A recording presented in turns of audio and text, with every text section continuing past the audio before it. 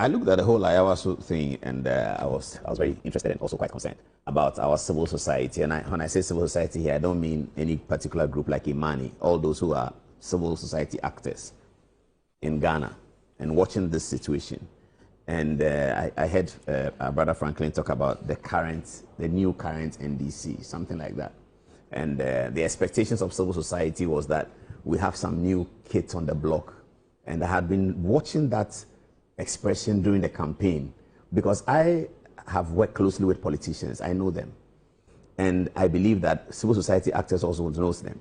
And the group of people who were running the campaign, as I said yesterday, were people who had been in government before. We know them. They are a known quantity. But somehow during the campaign we heard, oh, everything has changed. Oh, they have changed. Oh, John Mahama has changed. Oh, everything has changed. And you heard Franklin Kojo say, this current group. What is this current group? What is this current group? These are people we have been working with since 1998. This is it. There's nothing changing. So that's one aspect of it. So when we are going into a by-election, now I'm doing about 3 different strands. This is one. And still on this one, monetization is the second one now. What is monetization? Monetization is placing money on certain things, services, whatever. If you look at the trajectory of our politics from 1992, increasingly, almost everything is being monetized. Increasingly, almost everything. Parliamentary seats are monetized. Scholarship secretariats. When I was a child, people get scholarships and they are celebrated. They get scholarships and they didn't even know that they were being considered for scholarship. You are there and then you get a letter that, oh, they said you got a scholarship. You didn't know you were being considered. And then people celebrate, oh, you got a scholarship. Today, they say, come to scholarship secretariat, buy a scholarship. So everything is being monetized. Even some people complain that civil society work is being monetized by politicians who are paying civil society. So everything is being monetized. So why are we pretending about this monetization and it's monetization? Those of us who are having the discussion, the jobs that we do, the things that we occupy, is it the same as it was 20 years ago? Are there more temptations of monetization? Has politics now monetized everything in that context? And then we leave all of that. We leave monetization of media, monetization of civil society, monetization of police promotions, monetization of military promotions, hospital attendance. Monetization of hospital attendance. We leave all of this and come and complain about monetization of delegates. What hypocrisy is that? Are you supporting then? I'm not. I'm coming to it. Okay. I'm coming to it. So you sit in a society where everything is being monetized. We look at it. If it's our area, it's media, oh, don't talk about it. If it's civil society being monetized, oh, don't talk about it. Then we come and say politicians are doing monetization. Okay, leave that.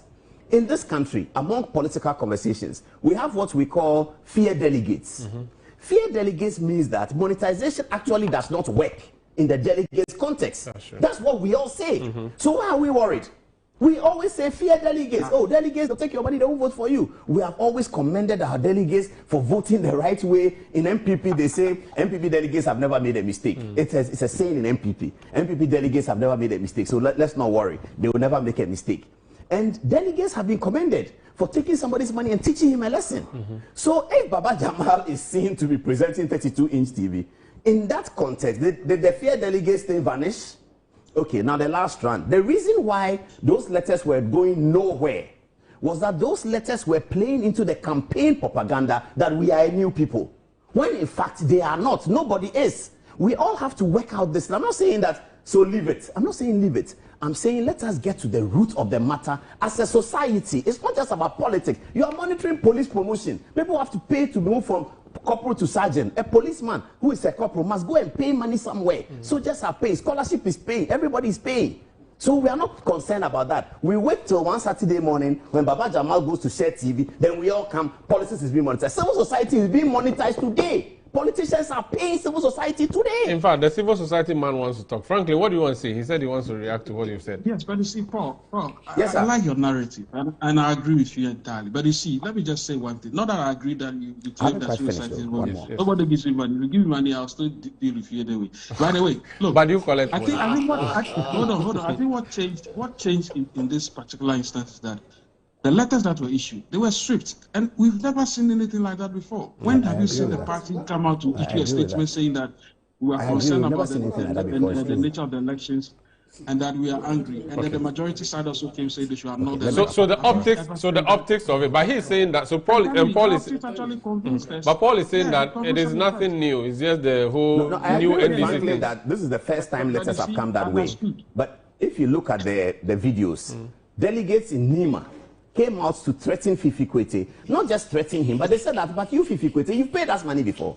They said John Mahama gave them 40 cedis. Yes. They said so, that John Mahama gave them 40 but John cedis. Mahama himself said that he gave 40 cedis. Okay, so if John Mahama himself said he gave 40 cedis, the president, the overall, he gave 40 cedis. Yes, he was, but of course, he was in the same situation as the... There's a difference. What is the difference for transportation?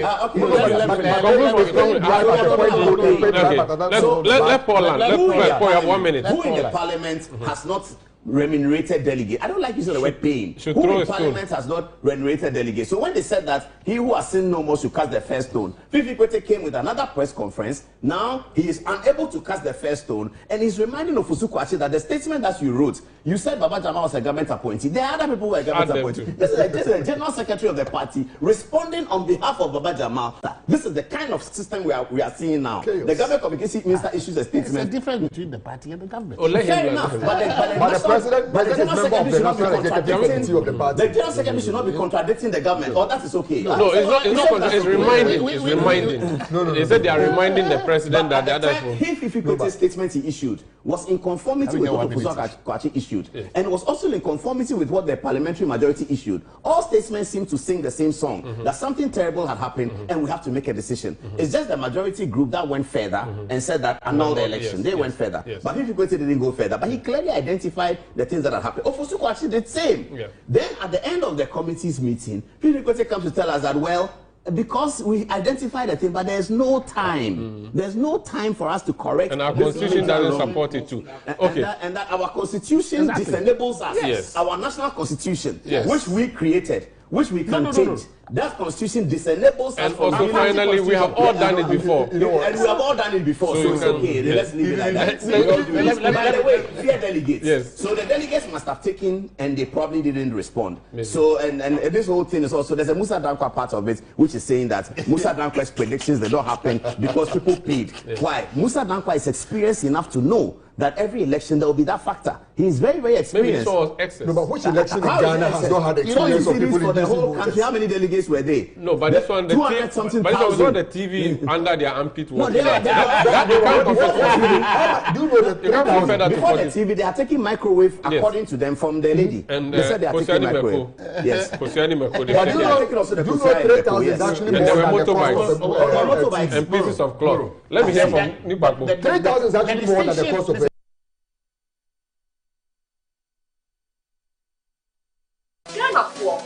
Chechi woni nara mi din e de baby da pa mi di ade sonko kra na ebremo nya ode to aduane mu ama waduane e de pa na me de bremo eno any some spices e emu wa no bebre o various flavors ubenya e yakoko ubenya nantwie ye de ku jollof ma emu ye de ubenya ne de ku nkwan ye de ku froye mu ho na ko pebito na ema waduane enye de unyimi nia ye nkon ye konko tie nya nkofo eka autant de communication ni all enjoy oduba that some spices what in the essence don't fight I think it daliaga some spices in asa biti daddy so say some spices mun some spices nyama chicken some spices in Sanaka in Kitwa, mixture 10 grams. Your chicken, spaghetti, garlic and ginger, stew, and jollof, and the flavors of bebre. Some spices, yes, Saka. FDRJ Jadien Kratoyatum.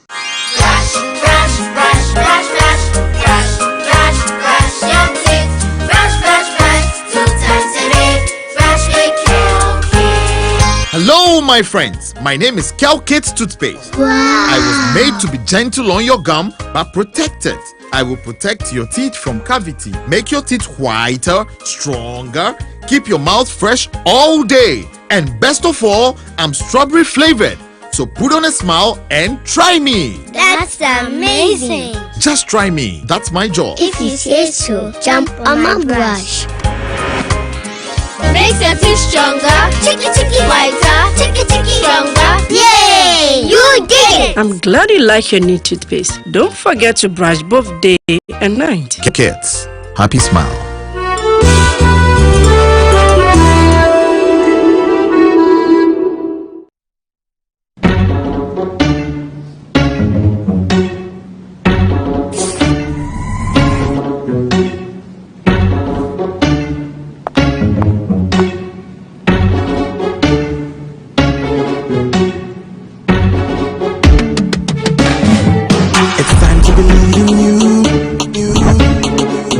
are changing, so should you. If you're dreaming, don't be afraid. And in the valleys, keep your head up high. Got to dream with Puma drinks. Yeah, believe it, you can achieve. Oh yeah, clap your hands for the whole new vibe. Make we set the bliss. Oh yeah, come alive. Let me hear you.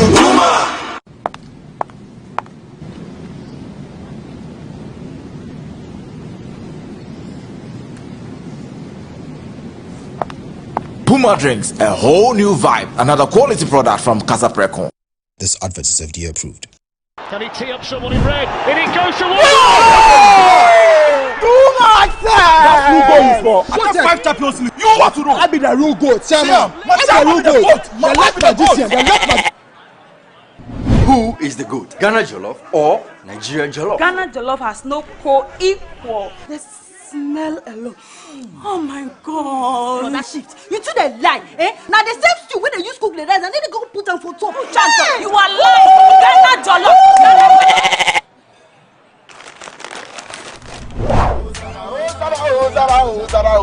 And you be there, forget everybody, yeah. My guy, put some respect on the goat. On the goat. The only goat I know lives in Tama. Every year, we dey give to you back to back. We are talking about PET. I want some Yaji face. Except be the goat, huh? My guy, he be the goat. Though our choice of goats may differ in football, music, and jollof, Alomo Bitters always brings us together. Alomo, experience greatness in every moment. Drink responsibly. Not for sale to persons under 18, nor recommended to pregnant women. This advert is FDA approved. Good afternoon, Mr. Ampedu. Good afternoon, Mr. Asari. How is business doing? My business is collapsing. Why is your business collapsing? I sold my products and services to my clients on credit, and my debtors are not paying their debts. Have you heard of Rosic Consult Limited, a debt recovery company operating in all the 16 regions of Ghana? Not at all. Mr. Ampedu, all you need to do is to contact them on their customer service line. I recommend Rosic Consult Limited, a debt recovery company to financial institutions, businessmen and businesswomen, other companies, and also individuals. Rosic Consult has 98.4% debt recovery rate. We have professional debt recovery managers. You are assured of swift debt recovery. No recovery, no commission. For Rosic Consult Limited, no more write-offs. And we pre-finance the recovery ourselves.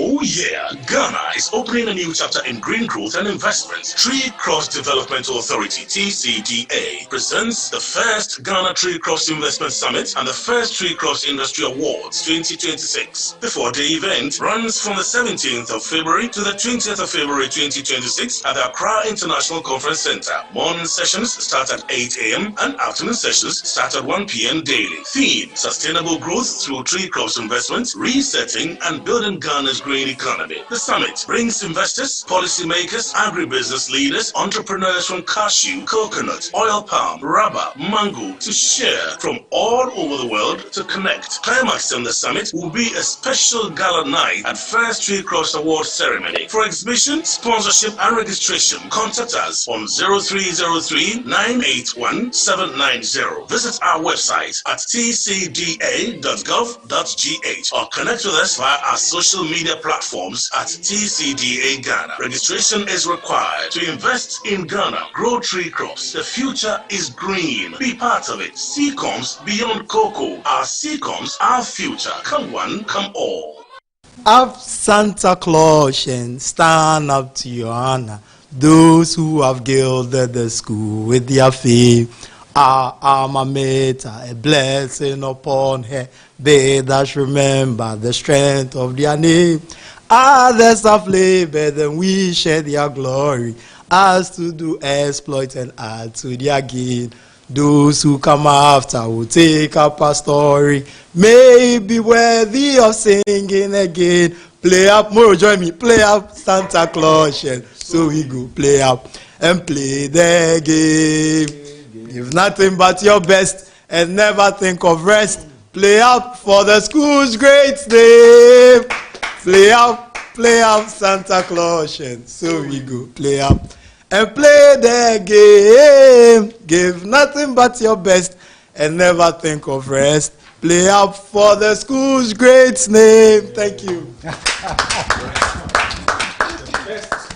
Provide 540 cubic meters of water to over 5,000 students and non-teaching staff on campus. Because you know Cape Coast, back then, water has been a challenge in Cape Coast. So based on the advice from the Global Executive Council of Saddle Boys, they decided that no, this is the project we want your year group to do. And we wanted a cheaper one, but they told us no, this is the necessity the school really has to take up. So that's the project we are doing. And so we are expected to execute it and hand it over to the school next year, March. And because 25 years after you are out of school, then you are customarily mandated to undertake a legacy project. Because oftentimes these legacy projects are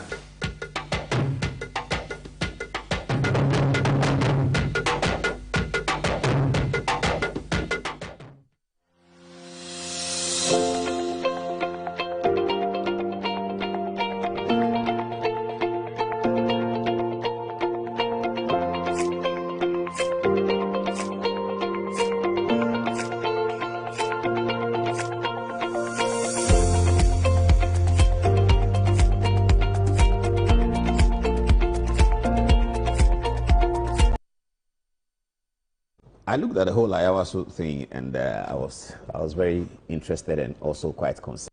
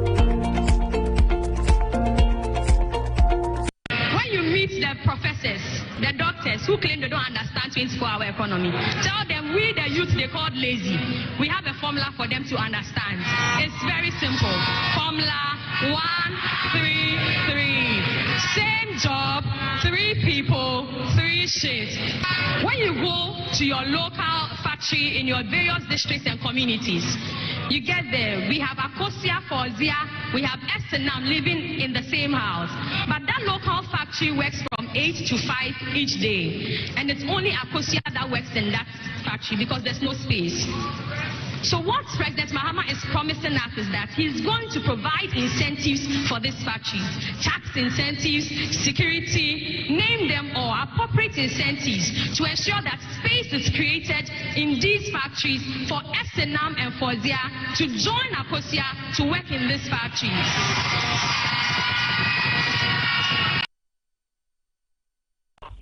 Constitution 1960. After 11 years, they are sure Kwame Nkrumah shall be the president of Ghana. The Constitution is truly.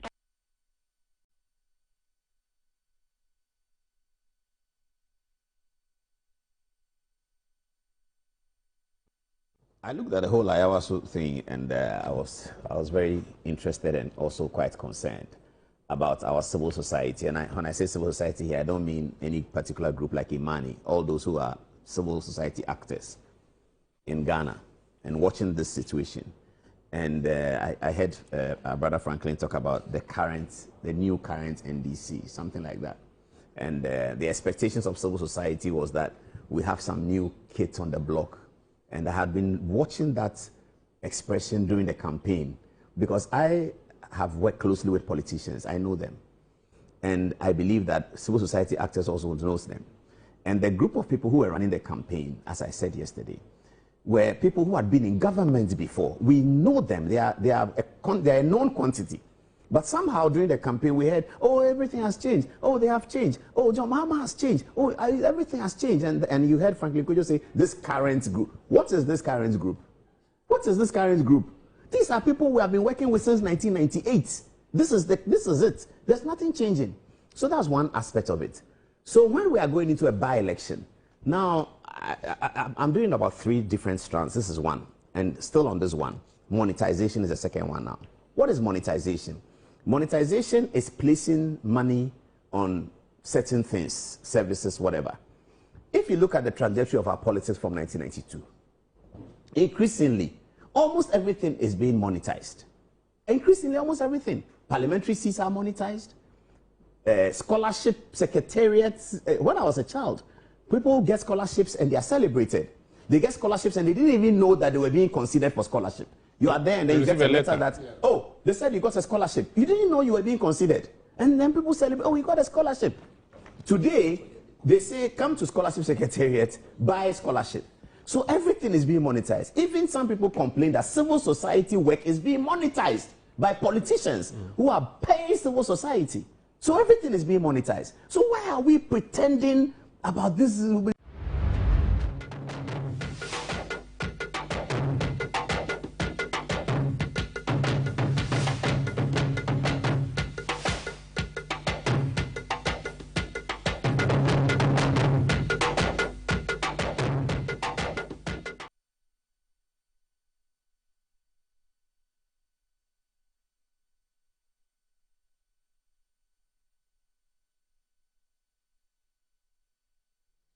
Hello, good evening, and welcome to another edition of the program. It's 28 minutes to the top of the hour at 10 o'clock. Tonight, we have so much on. We have also a cocoa conversation with you tonight about Cocoa Board, because there's been a new release, something that looks like should be satisfying to many of the critics of the recent Cocoa Board situation. But Fifi Boafo tells us that it's not satisfying at all, and he'll be in the studio to tell us what has happened at Cocoa Board. Right now, the Cocoa Board management has announced that in view of the difficulties of the company, the management is announcing a 20% reduction in the compensation, that means salaries, for the senior staff and also the top management. 20% reduction for senior staff and top management. And some people think it's a step in the right direction, at least to ameliorate the social pressure and the psychological disheartening situation for the farmers. Fifi Boafo, who used to be at Cocoa Board, will be in the studio tonight to tell us about it. And also, we have our big conversation on vote buying. Tonight, we have a conversation on vote buying. And it's become important because you know that today, both the National Executive of the New Patriotic Party and the National Executive of the National Democratic Congress had meetings. And in the National Executive of the National Democratic Congress meeting, trying to stop vote buying based on what happened in Ayawaso East was the big story. We'll tell you how the meeting ended, and we'll tell you about our story on vote buying. As far as the MPP National Executive meeting was concerned, the General Secretary, Mr. Justin Kodua, will be addressing a press conference tomorrow at 1 o'clock to tell the general public what happened at the National Executive meeting. But one thing that was expected to be discussed as the MPP National Executive meeting was not discussed at all.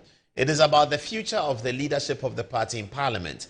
The party led by Alexander Fenyo-Makin, the indefatigable minority leader, and Mrs. Patricia Appiaje, and I believe Arnold Domprez is there as Chief Whip, yes.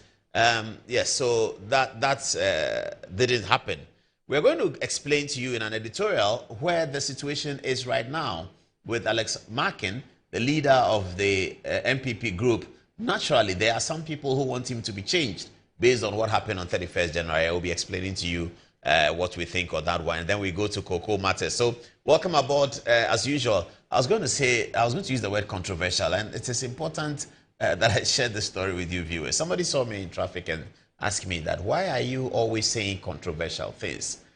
And I just had to apologize. I just told you, I'm sorry, I won't say controversial things anymore. But then that set me thinking, pondering about what is controversial. And I just started looking at it. I knew what he was talking about. Obviously, he's referring to the editorials that we have been churning out on the history of Ghana and the Convention People's Party and CPP and Kwame Nkrumah and all of that. That's obviously what he's referring to, controversial. You see, it sometimes is worrying and it's concerning when you see that there's a conversation going on and people that are part of civil society who you expect to examine the conversation and make a position, take a position on it. They don't. So there are some people who say that, oh, as for me, the Nkrumah and Dankwa thing, I'm in the middle. I don't know. I'm not on any side. You can't say you're not on any side, because those advocating for A are saying something, and those advocating for B are saying something. You can examine what they are saying and decide that what B is saying is 70% truth, but it's 30% untrue. Or what A is saying is 70% truth, but there are a lot of people who decide that they do that. Now, that happens when propaganda has gone ahead. You see, the socialists and the communists, they are very, very powerful when it comes to propaganda. Until the Berlin Wall collapsed in 1991, we didn't know that the life in Czechoslovakia and in Poland and in all the Eastern European countries was a sham. Nobody was living any good life over there.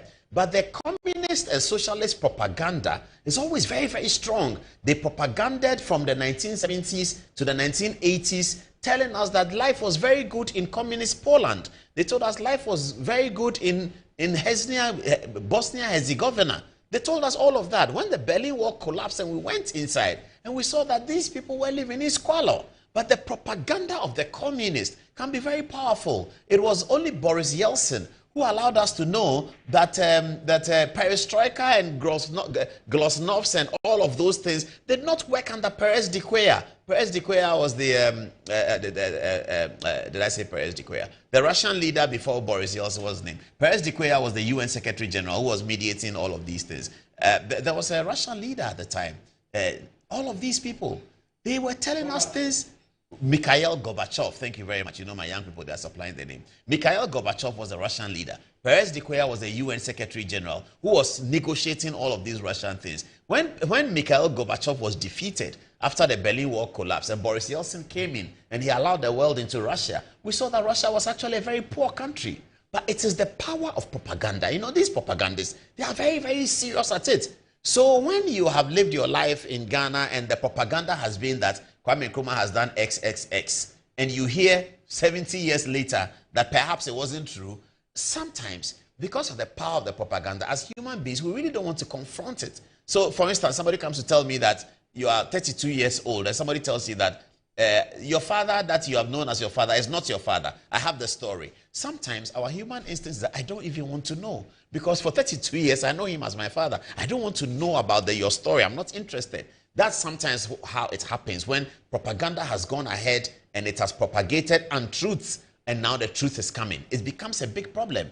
That's the situation. So people think that, why are you talking about Kwame Nkrumah? And that's because very powerful communist, socialist-led propaganda had gone on in terms of who Nkrumah is, what his image is, what his image has been, and that propaganda has been living. And it has been fueled by powerful media, BBC, survey, and all of these things have come together to form a propaganda. But let us now cut the chase and see whether there's something in. And many people, and I can understand them, is human, say, I don't even want to know, I'm not interested, because that's how propaganda works. Look at this country, look at 2025 Ghana. We were told that Tema Oil Refinery was going to start refining oil. In fact, decorations of pickups were done, that's in vehicle pickups, to adorn the occasion. We were told that Tamale Refinery has done the first oil refinery. Today, go and check.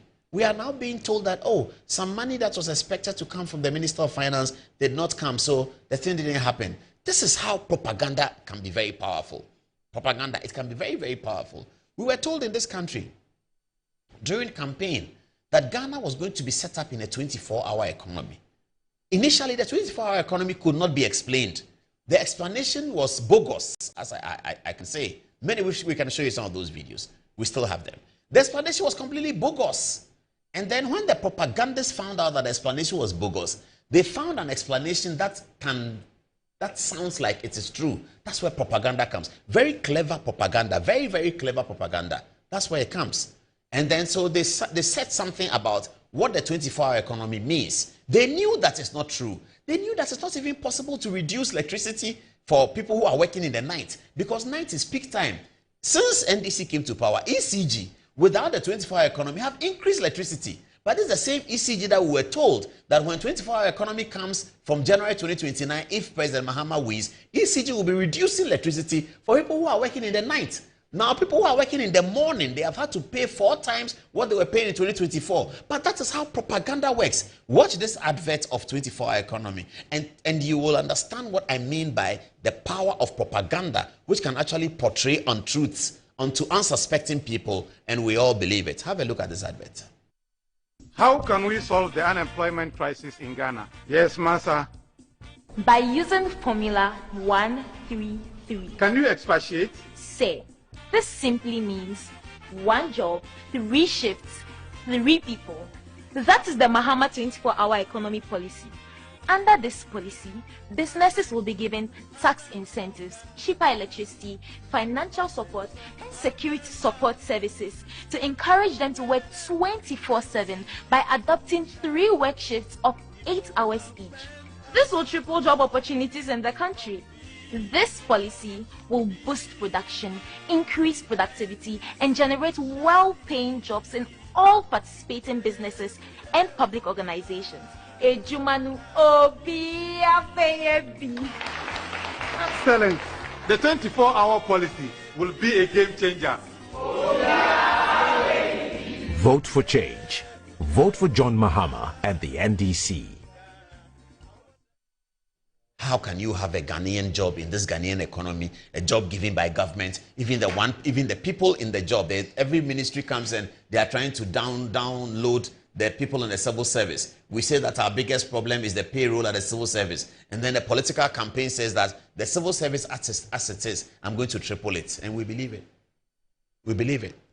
Because it sounds, you see, the reason why we believe it is the power behind the propaganda. The power behind the propaganda can be very solid. You know that many years ago when Jesus Christ resurrected and the people were told, the bosses in Jerusalem were told that Jesus Christ had resurrected, their first option was, listen, call the guards who were there. Let us pay them money and let them change the story. Pay them money. That's always the fuel. That's always the impetus. Pay money. Propaganda is pushed by money. A lot of money paid to people, whether journalists, civil society, everybody.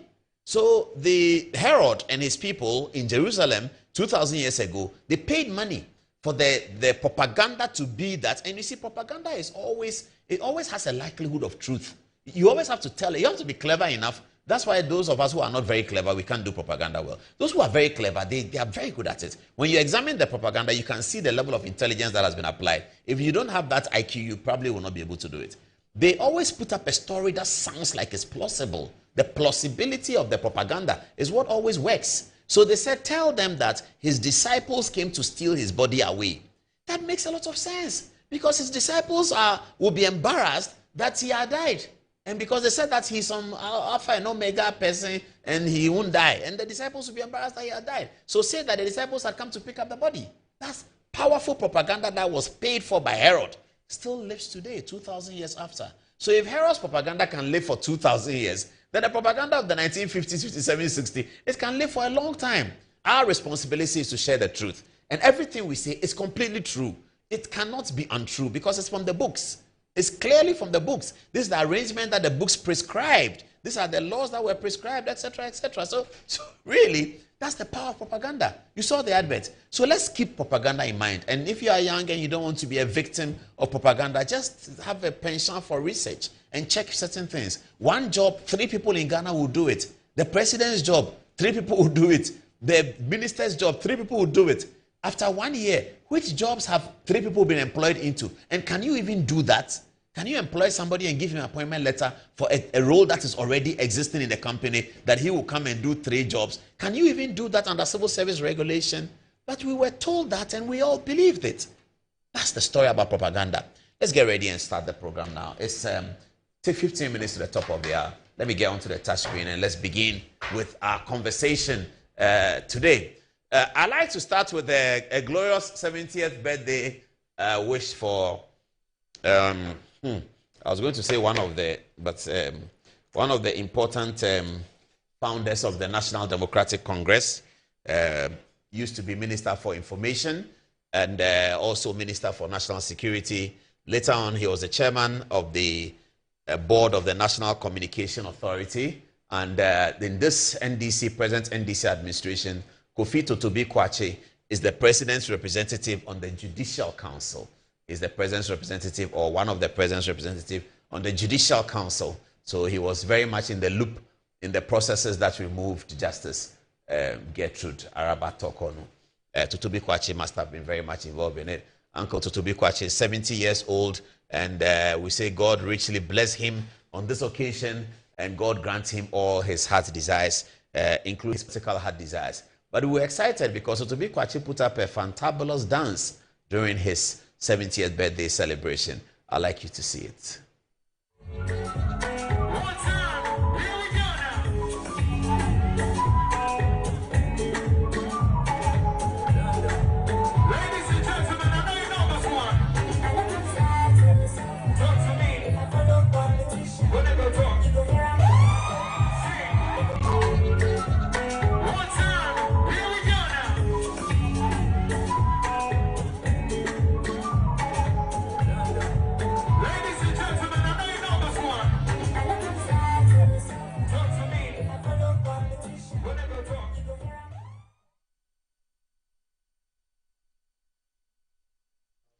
All right, happy birthday, Kofi Totobi Kwache. One of the, and he told me this himself, one of the greatest honors of his life that he completely cherishes, Totobi Kwache. He told me himself that one of the greatest honors that has been done him, that he completely cherishes, is an honor given to him by the North Korean leader, and he was made an honorary statesman of North Korea. Communist North Korea, many years ago, recognized Kofi Totobi Kwache as an important person. So he said to me that that was a big honor for North Korea to recognize. So he was in North Korea, and the great leader recognized him and recognized his skill and recognized his support of the revolution of North Korea. Okay, let's start with vote buying. But before then, let's get onto the text messages and see. Yes, there's this one quickly. Let me deal with this one. Honorable Michael Ochribefi. Oh, he's done a fantastic job. Do you know Honorable Michael Ochribefi? He's the MPP Member of Parliament for Koforidua. And he was Deputy Minister at Trade. And he was also at Free Zones Board. So he put on his Facebook page just now that this evening, I visited our sister from Koforidua, one of the 2 Ghanaian survivors of the recent attack in Burkina Faso, after she was successfully airlifted by government to the 37 military hospital. I thank God for her life and for his divine protection in the midst of such tragic incidents. Our hearts remain heavy for the lives lost, and we continue to pray for the families affected. Honorable Ochribefi says, I commend government and the security agencies for the swift response and medical evacuation, and I wish her strength, healing, and a full recovery in the days ahead. Koforidua stands with you. Ghana stands with you. May God grant comfort, healing, and peace to all. Honorable Michael Ochribefi, Member of Parliament, New Jabin. So yes, it's good that the President had recognized the matter and has spoken about it earlier today. And here is an MP who is performing his work as a Member of Parliament, traces his people, his constituents, all the way to 37 Military Hospital, and goes there to visit with a lady who has been in trouble.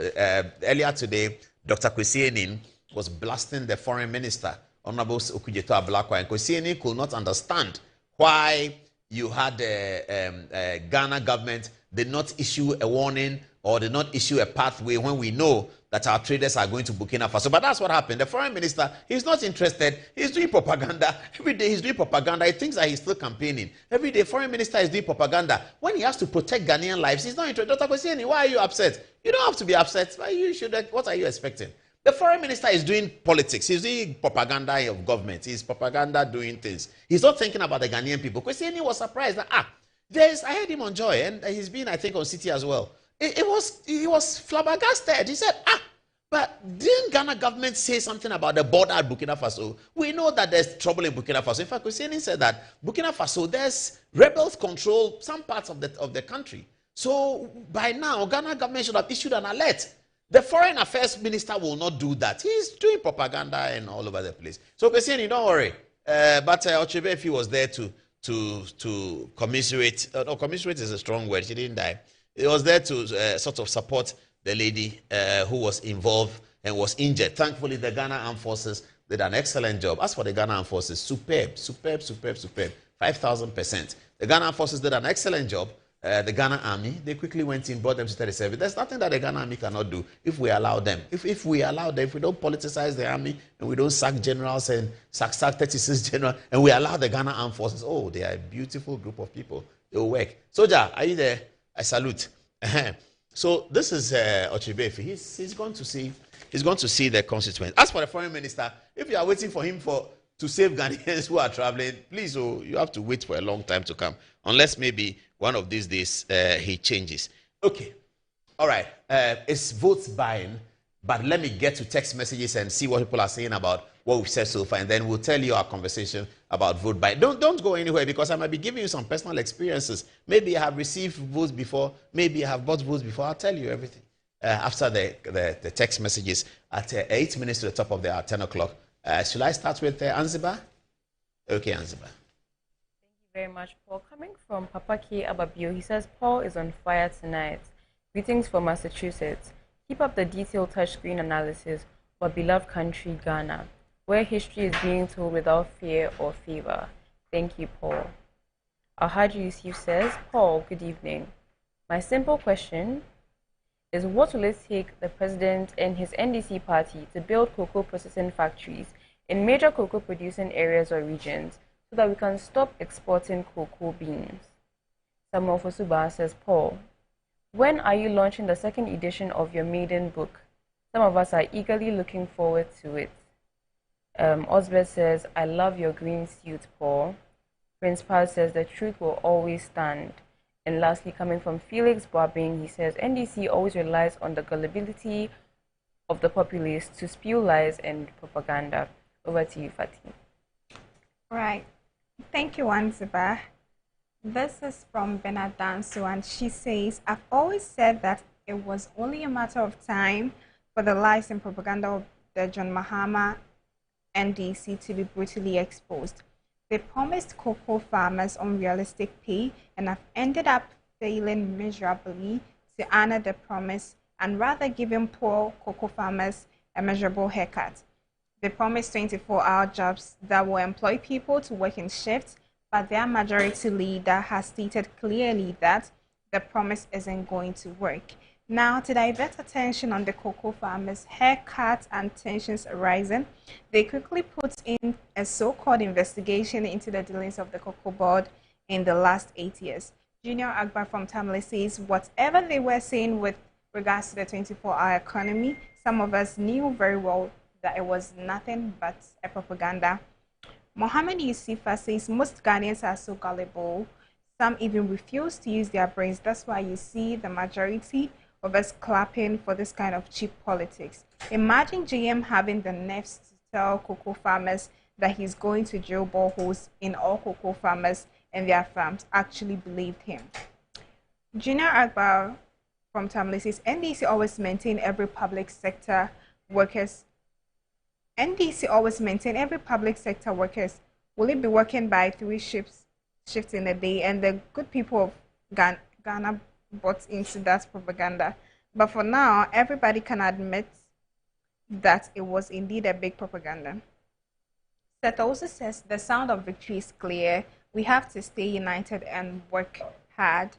Articulate Alfred said, the NDC is a scam government. And lastly, coming from Gina Akbar, he says, especially Ghana here, we take propaganda as a course to learn. NDC for you. Country broke or country no group, we all day inside. We always believe that propaganda cannot move this country forward. You can use propaganda to take over this country, and you can still want to use propaganda to govern us, but it can never happen if not NDC. Back to you, Paul. Okay, I have another message from the Reverend Intim Fojo, who is a member of Parliament for Ascent South, and he says, sincere condolences to the bereaved families affected by the horrific terrorist killings of Ghanaian traders in Burkina Faso. Our prayers are with the injured. Ghanaians deserve a coordinated government response, which must include pragmatic consular engagement, survivor support, dignified identification, and repatriation of remains. Beyond the travel advisory belated issues, further measures that are imperative for immediate activation include joint intelligence sharing, corridor threat mapping, safe passage arrangements, and effective consular security liaison structures. We demand answers, we demand action, and we insist that Ghana protects its citizens, whether home or beyond our borders. May the souls of the departed compatriots rest in perfect peace. That's from Reverend Intim Fojo, Member of Parliament for Asin South. So you see that now he's also the ranking member on defense, and he's very interested in what is happening in the defense sector. Reverend Intim Fojo's photograph is here, sitting in Parliament. One of the very hard-working people in Parliament, and one of the very, very bright shining spots of the new patriotic party, Reverend Intim Fojo. Very young man, very bold, and very, very consistent. And we hope that he will be in Parliament for a long time to come. And hopefully one day, when the MPP has won elections, we'll see him in an executive position. Okay, the microwaves are here. Let's start with Baba Jamal. And viewers, this is a very frank and honest conversation that I want to have. It's a no-holds-barred conversation. It's a conversation that is just going to tell you the truth about all of these things. And that's why I have Baba Jamal's picture here, because he's the center of the conversation about the so-called vote buying.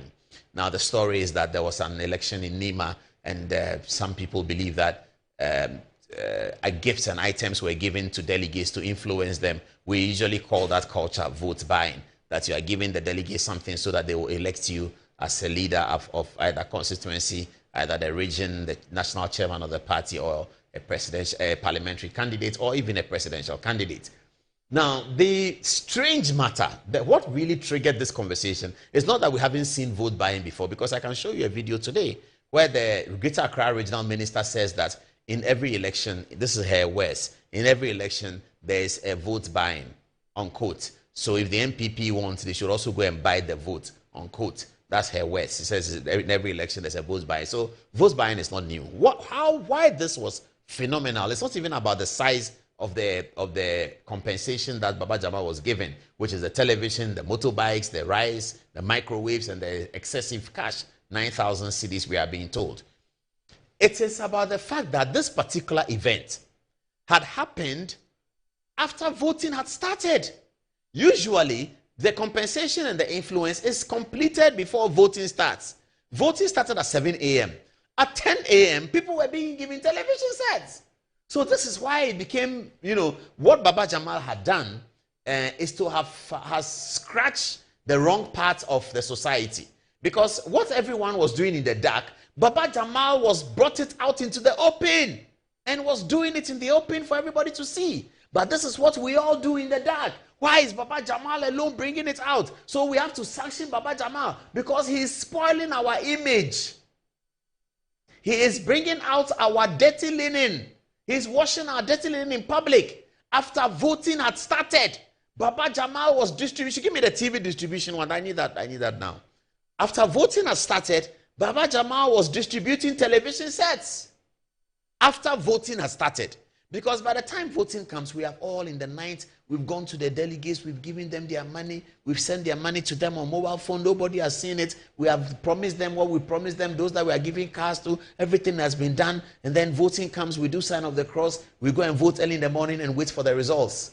So people don't read. They just hear rumors about it. They just hear. They don't really see the thing.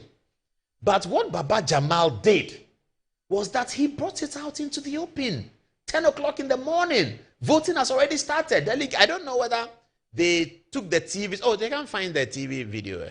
Okay. I don't know whether they took the TV before they went to vote or they went to vote before they took the TV. I don't understand which is which. Oh, the TV video is the most important video. That's the most important. Anyway. All right. So apparently they don't have that. So Baba Jamal was sharing the TVs.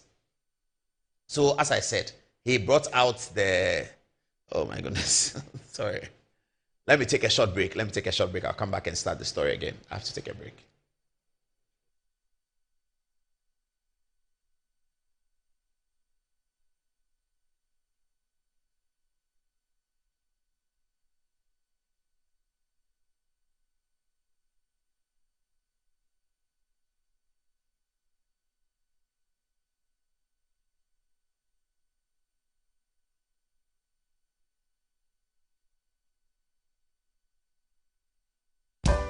In my line of work, a confident smile is everything. Kel Charcoal Toothpaste keeps me on top of my game and ensures my smile is always radiant and bright.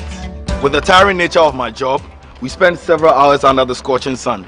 To keep our teeth white and our breath fresh all the time, we use none other than Kel Charcoal Toothpaste. Kel Charcoal Toothpaste. You're on a Kessie and in a kit one.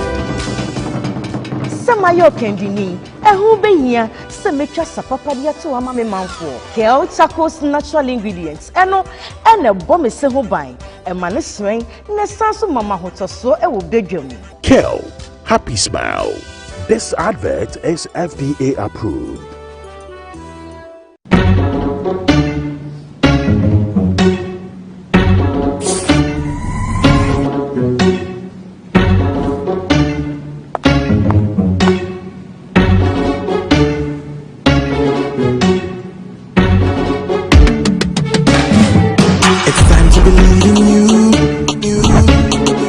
We are changing, so should you.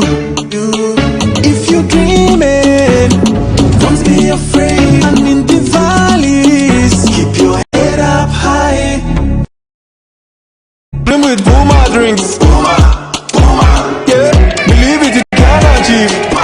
Oh yeah, clap your hands for the whole new vibe. Make me say, oh yeah, come alive. Let me hear you.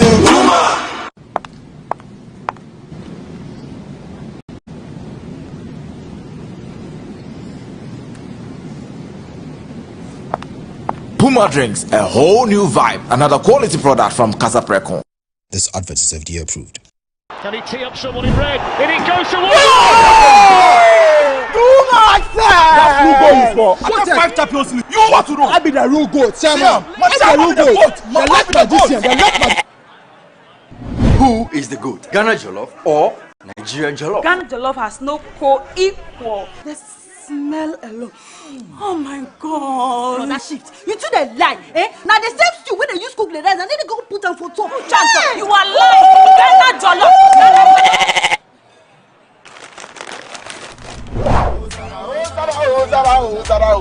I knew this year. Forget everybody. Yeah. My guy.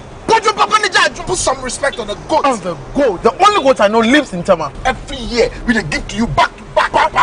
We are talking about BET. I want to hear the face. Except be the goat. Ah, my guy, him be the goat. Though our choice of goats may differ in football, music, and jollof, Alomo Bitters always brings us together. Alomo, experience greatness in every moment. Drink responsibly. Not for sale to persons under 18, nor recommended to pregnant women. This advert is FDA approved. More guesting, yeah, hotel ni papa, no cranya mesum, osabe ni. Ebibi katre for one and yam, asoko konin cheche ni pa. More guesting, yeah, nada for pa, hotel ni Monica neba. Te na sor na twitraje yen amaya fata nyame ninchen. Action and quoting. All right, so my year group actually did last year. That was 95th, but this year is Sami Oku's group. Oh, okay. They are hosting the 96th. That's the 2001. Yes. So for us, because we will be doing the centenary in 4 years, there was a caveat that we halt new structures. We go more into maintenance and facelift of those that exist, because that's the other problem with most of the schools. We keep building, we don't maintain and fix. And based on the location of our school, prime beach resort, it also comes with a lot of required maintenance because of the salt issue. So there's a lot of maintenance happening. Our year group actually put together a maintenance account after the legacy projects we delivered to help to maintain what we have done. This year, they would actually be unveiling an ultra-modern canteen with solar paneling and all that to allow for the kids to be able to, outside the dining period, when there are breaks in between, to have snacks and all those things. And to be able to study in between classes. So that's what they are doing. They're actually almost done. It was actually partly funded by Lindsay Holmes. Lindsay is an APSU as well. Yes, so yes, and he's an APSU. So he did quite a bit to He's help. also a pescuba. Yes, I know. He's also a pescuba.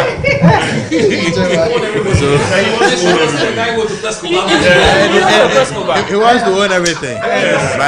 But that's also the case of the sixth form. Yeah, you know the sixth formers had a combination of. Yeah, we trained him for 5 years. Then we gave it to St. Augustine for just 2 years.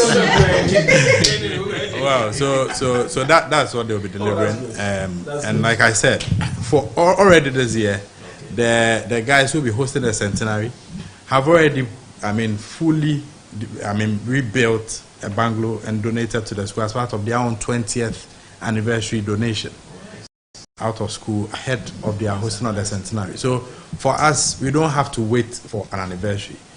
Every single time, the old boys keep giving. And we learned this, and I like the whole homecoming thing, because when we're in school, we used to see our seniors come to do it.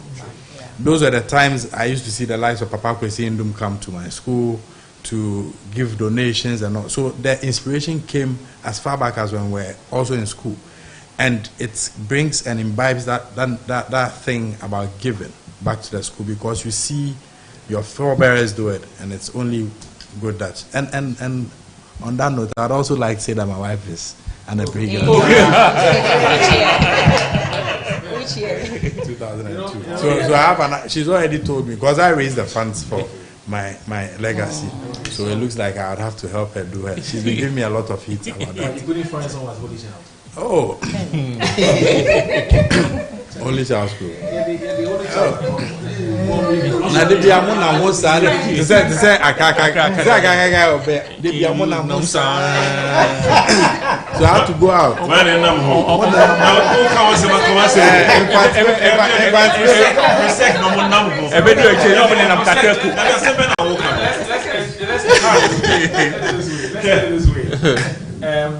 You know, from all indications.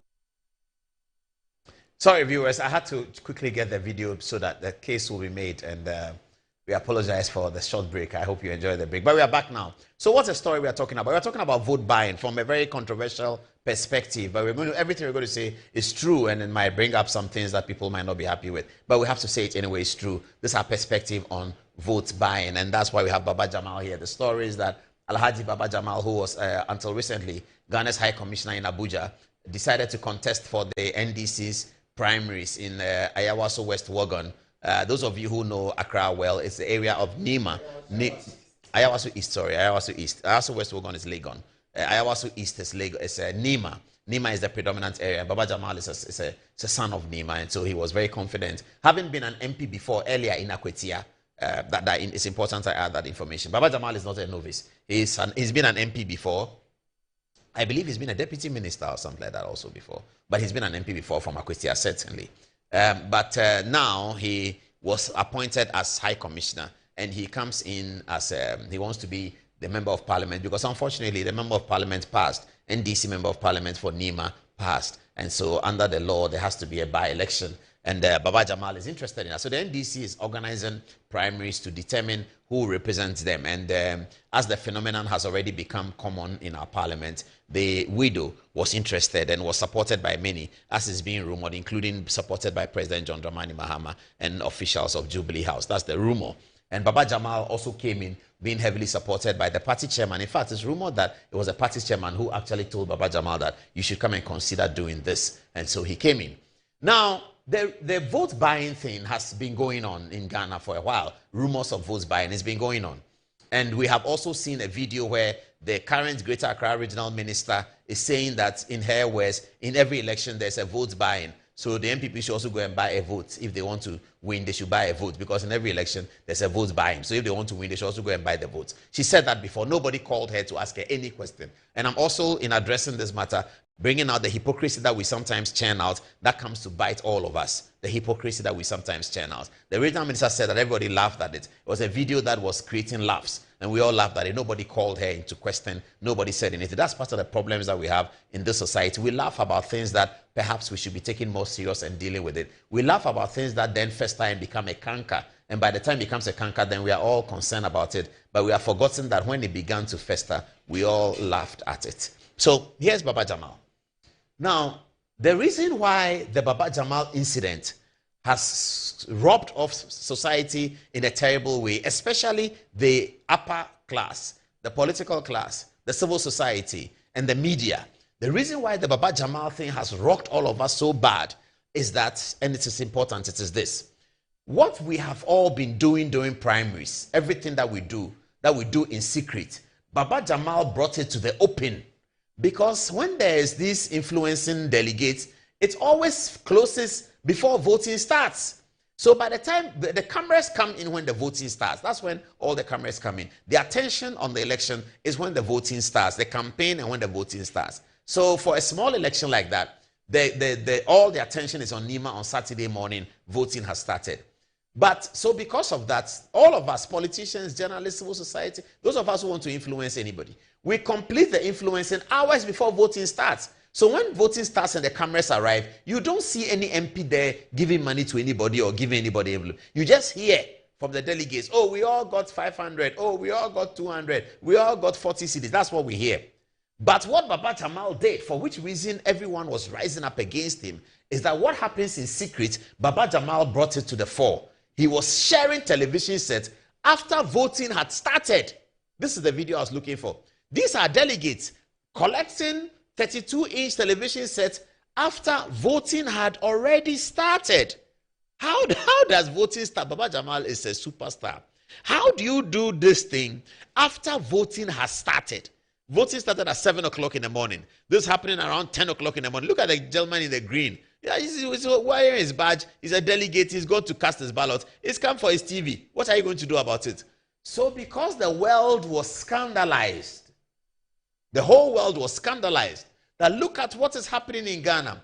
Because the world was scandalized, we all felt that Baba Jamal has exposed all of us, and so Baba Jamal should be pulled down. He should be punished. He should be isolated and dealt with, not because he has done something novel, not because what he did has never happened before, but because he has now come to wash our dirty linen in public. All of us, civil society, journalists, police, all of us, we felt that Baba Jamal has come to wash our dirty linen in public.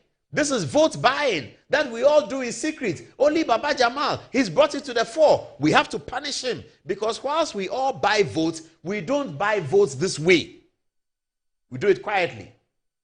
Now, let's come back to the story. Why are we worried about votes buying? Why?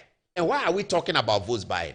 I find this completely hypocritical, not because everybody has bought votes before, but because we all sat down and saw the commercialization of the various services of democracy. We saw the commercialization of media, where politicians were now paying money to media to tell the story in a certain way. We saw that. We didn't grow up in a media where our media house is right-wing and left-wing. When I say that I'm a right-wing reporter, it becomes a whole big issue in Ghana because we are not used to that. Those who grew up in America, those who grew up in England, they know that this newspaper is Democrat, this is Republican, this television station is Democrat, that's Republican. That's well grounded over there.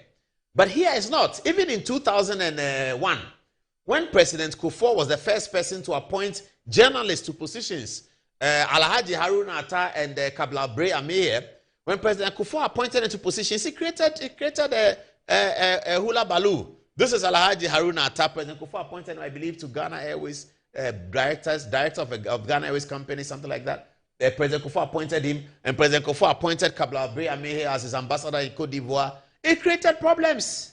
Hey, why is he appointing journalists? So before then, the work was the services that are developed through democracy. Media was thought to be a service through democracy. Civil society, it's a service. Police, military, it's a service. Now, subsequent to this, we now saw that media was being taken over by politicians. And radio stations were clearly identifying themselves in the corner of politicians. Politicians were owning media, and the media was running politics, which is okay. There's no problem about it. But they were influencing, and we didn't regulate it and say that you are running politics so that we know where your opinion is coming from. Say that you are not running politics. Say you are against government. Say you are for government. Let's be clear on what is happening. We didn't do that. We kept the conversation around the table. And then politicians now found out that they can actually buy journalists because journalists were not being well paid. And I'm coming to a very important part of this conversation. Because journalists are not well paid or because substantial people don't want to do journalism, politicians realized that they can actually pay journalists and pay them to change their opinion. That was not even bad. That's okay, because when a journalist speaks, he's a reporter. Sometimes he is forced to report what he's seeing, and because social media has come, other people are seeing it. So if you're a journalist and you report wrong, the social media people will tell you that, hey, I was there. This is not what happened. We know sometime one journalist got into trouble by describing how fire had gutted somewhere, and the account he gave was completely overturned by the general public who saw what happened, and people sending videos on social media. So the journalist is guided by the fact that if you don't say what it is, social media will come after you. That's always there. We didn't stop there. The politicians now started buying civil society, and that's the most dangerous. And that's why nobody can deal with Baba Jamal. The civil society people that we know, election 2024, the period before election 2024, we all heard that civil society was now being bought. They were paying them money. Civil society that we hold in high esteem, they were paying them money. They were promising them appointments, promising them amendments to constitution, promising them amendments to contract law, promising them committee to amend the EPA Act in Ghana, promising them all kinds of things, and promising them committees. Civil society, the bulwark of democracy that can protect us, they were being paid. Please let me have Baba Jamal's photograph back. And then we are here talking about Baba Jamal was paying some people. Civil society has mortgaged their articles. Media has been bought. Civil society has been bought. When you want promotion in police, we hear the rumors. You have to pay some police officer who is senior, rumored that you have to now pay the police officer and then get your promotion. When you want to be recruited as military, you want to be recruited into the Ghana Armed Forces, you have to know somebody and you have to pay the person. And the person will go and pay another person, and you go to Elwak Stadium and this and that and that. People are paying. When you want scholarship, we are told that you pay. NDC is accusing MPP that you pay. When all these things were going on, we kept quiet. And then now Baba Jamal goes to pay delegates, and then we are shouting that why is he paying delegates? Why is civil society collecting money for the work they do? Should they collect money from politicians? So civil society have an agenda with politicians. We see even posters who will come and say that this one win the election, this one don't win the election. When the matter is not about polls, we see them come in and defend the party position. Posters. And that fuels the conversation that how are posters also being paid? Pastors are being paid for prophecy. We have heard that. Pastors coming out saying that, oh, this prophecy was procured. And we've seen pain. Everything is being mortgaged. We keep quiet. We enjoy some of it. We the people complaining are the partakers. We the people complaining, we are the payers and we are the receivers. The civil society, the media, the security. We the people who have to complain about Baba Jamal, the members of parliament. We are the people paying and we are the people receiving. But Baba Jamal has brought it into the open. What am I saying? Am I saying therefore that vote buying is okay? Everybody should go and buy vote? No, that's not what I'm saying. Am I going to offer solutions? Surely. I have solutions to offer right here on the touch screen about this vote buying phenomenon. Solutions that can take away the hypocrisy and bring us something good. And I have examples of where in Ghana there's no vote buying. Now let me show you. Here. This is the University of Ghana, Legon. University of Ghana holds elections all the time. They hold primaries. When there's opportunity, as it is now in KNUST, there's an opportunity to elect a new vice chancellor. People campaign to be vice chancellor and they cast a vote. The former president, Professor J.E.A. Mills, he once ran for vice chancellor of the University of Ghana and lost by 1 vote to a science professor called Professor Ivan Adai-Mensah. Professor J.E.A. Mills was defeated in Legon's election to be vice chancellor by a single vote against Professor Adai-Mensah. Now, this is the question I'm asking. When they were doing the vote in Legon between Professor Mills and Professor Adai-Mensah, did they try and buy anybody's vote there? The University Convocation, which voted, the University Council, which voted, there are about maybe 30 people. Did Professor Mills imagine that he's going to give TV to anybody? Did he call another professor and say, oh, Professor Sako, you come. I'm running for this thing, so I'm paying everybody 1,000 cedis, so take your 1,000. Did he do that? Why doesn't he do that? Let's ask ourselves, why doesn't he do that? Because the electoral college that you are going to, they are not people that are men of straw that are going to collect your money before they elect you. No. So there is an electoral college in Ghana where people don't buy votes. University is one of them. There's many more. Let me show you the rest. Let's come to African Union. That's even outside Ghana. President John Dramani Mahama was recently elected vice president of the African Union. In doing so, there was campaigning. Okudzeto Ablakwa campaigned for it. And you campaign and go to people and say that elect my president. Many years ago, Mohamed Ibn Chambers campaigned for Kofi Annan to be made the Secretary General of the United Nations. He went around the world campaigning, reporting to President Kufuor that I've been to Senegal. I think they're difficult, but I'm still talking to them. Washington is here. I've been to Paris, and they're okay with it. When he goes there, he doesn't pay anybody. They don't pay. They don't think about it. It doesn't occur to them that I'm going to pay for the vote. Nobody does that. Let me see this. Parliament of Ghana. They sometimes pay people who are voting for them. That's a rumor. That's a rumor we heard. But the parliament, when they are voting among themselves, when they are voting for Mahama Yariga to be majority leader, when they are voting for Northern Caucus chairman, Ashanti Regional Caucus, they vote, they campaign. Do they pay? They don't pay anybody. So part of the reason why the delegate system payment for the parliamentary elections is because there is poverty. There is poverty among that delegates list. There's poverty. So if we want to change the delegate list, it's not sitting in boardrooms and being hypocritical and writing letters and calling Sahindrin for Baba Jamal to come and appear before some court that we are some big righteous people and Baba Jamal is an evil man, so he appears before court because all of us have done it. That's why when they said he who has not signed before, should cast the first stone. Fifi Kwete was not able to cast the first stone. The chairman of the NDC was not able to cast the first stone. The Totobi Kwache committee, they couldn't cast the first stone. They couldn't do nothing. They just saluted Baba Jamal and said, Oga, you have your position, go and take it. What could they do? Because all of them have done it. Everybody on the table has done it. So how are you going to tell Baba Jamal anything? They couldn't say anything. So either we fix the poverty so that nobody needs a 32. Everybody has 32 inch. Everybody has it. Nobody needs it. Everybody has rice cooker. Nobody needs it. Everybody has microwave. Or people can afford microwave. They can take a loan and buy microwave. They are working. They have a job. So they are earning 3,000 cedis a month. Microwave is 2,500. They can take a loan and pay small and get a microwave. So they will go to the vote and decide whether Baba Jamal is the right person or so-and-so is the right person. They vote for that person. They don't need television sets. That's the problem. So you either fix the poverty or alternatives. You change the, okay, they're going to, okay, yeah. The alternatives, I think I have one. Good. Yes, let me go to the next one. So what are the alternatives? You see, when we are filling the forms, when we are filling these forms, we say that when you want an endorsement, they will say that get a senior police officer. Where is he? Is he a senior police officer? A barrister at law of 10 years standing. They say get a medical doctor of something years standing, an engineer of something years standing, or a pastor. There's a pastor inside usually. I think there's the pastor. A pastor of a registered church, blah, blah, blah. If we say that our delegate list will be limited to these people, nobody's going to pay anybody to buy anything. We can't.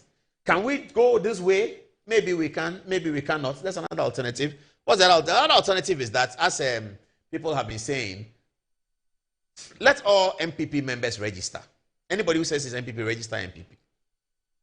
Anybody who's NDC, register NDC. And then, when it's time to elect a presidential candidate or a party somebody, all of you go vote. So NDC will have about 4 million people voting for the candidate. MPP will have 5 million voting for that. You're going to pay 4 million and 5 million people. That's another alternative. But this is the problem with that one. That both parties are scared. As you may have heard Asidu Ketia say, both parties are scared. Now they are scared because I can register for MPP today and change my mind and go and register for NDC tomorrow, and that's allowed. But they are scared that NDC will register people into MPP and let them vote for the candidate that NDC wants, the one that they think they can easily defeat. That's That's a problem, and vice versa. MPP will do the same, NDC will do the same. That's a problem. That's why they are not able to agree on this one. But this is one of the it happens in America.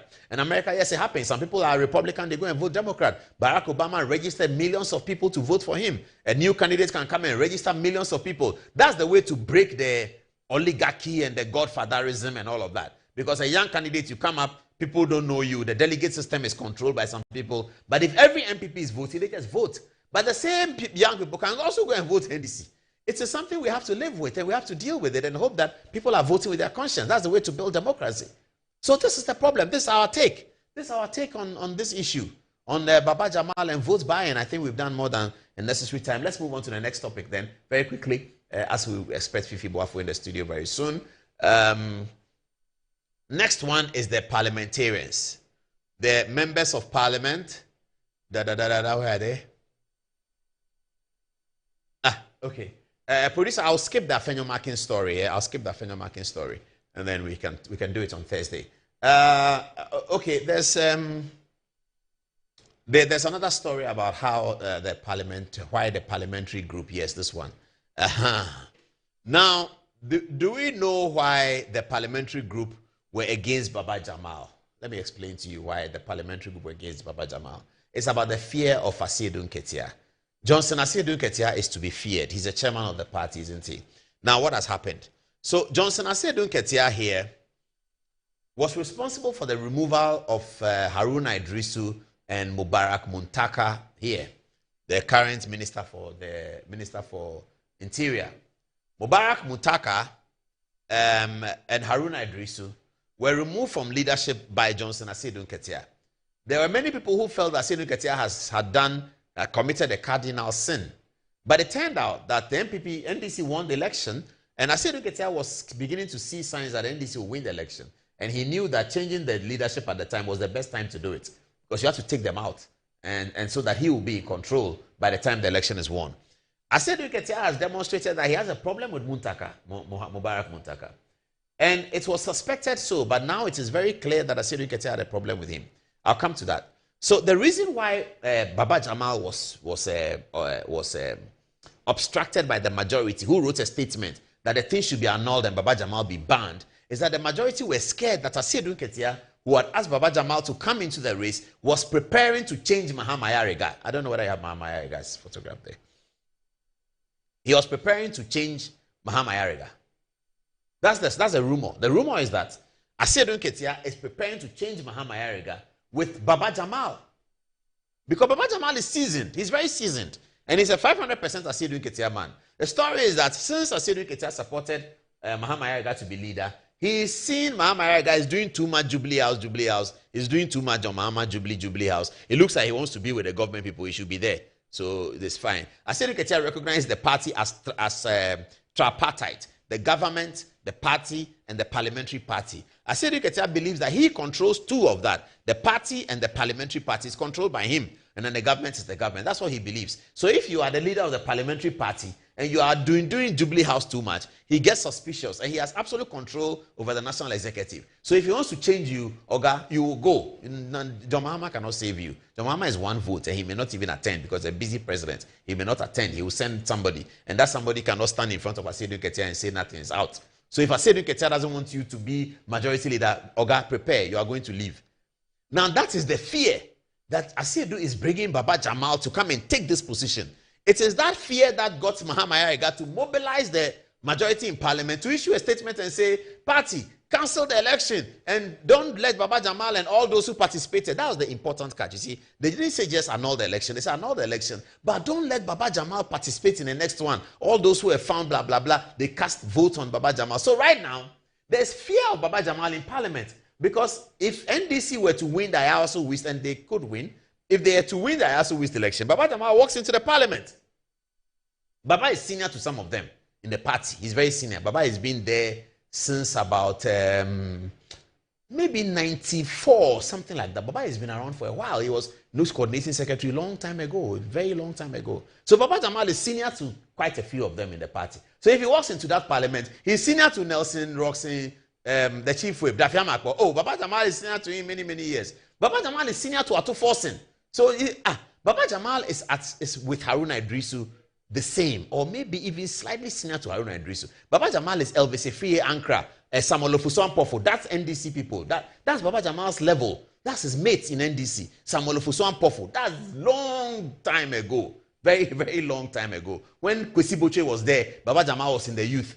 So Baba Jamal is a towering figure. He's not some simple guy. And he now has the support of the chairman. He and the chairman are together. They are twins.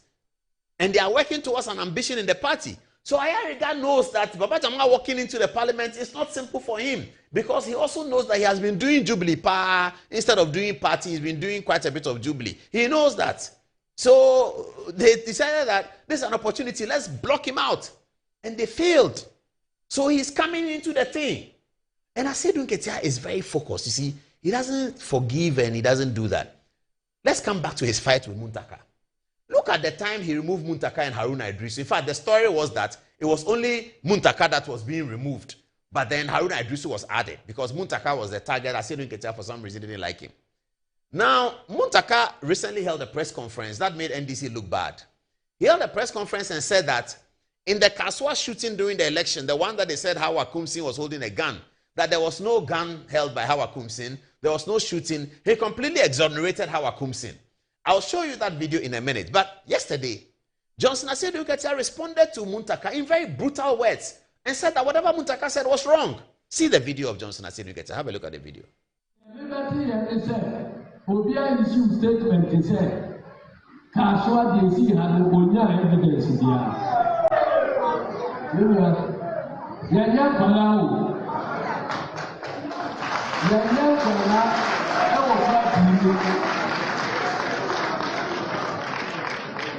And you hear me now, to say, and to trust someone yet, yen to us here, yen to the more.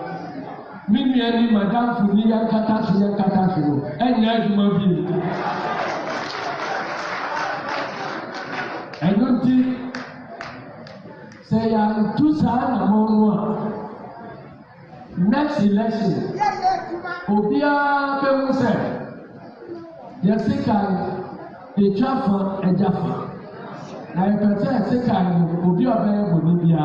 The joke we are protected. Now, yet 2 stars to trust and nothing. The multimedia, when you have the power by Sasa, Yaya, and Marinka. Well, sorry about the sound. We should have maybe subtitled it because the sound was not that clear.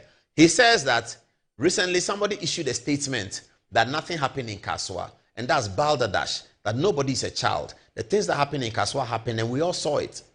Who issued a statement that something happened in Kaswa? It's the government. It's the government that researched it. It's not opposition, it's the government.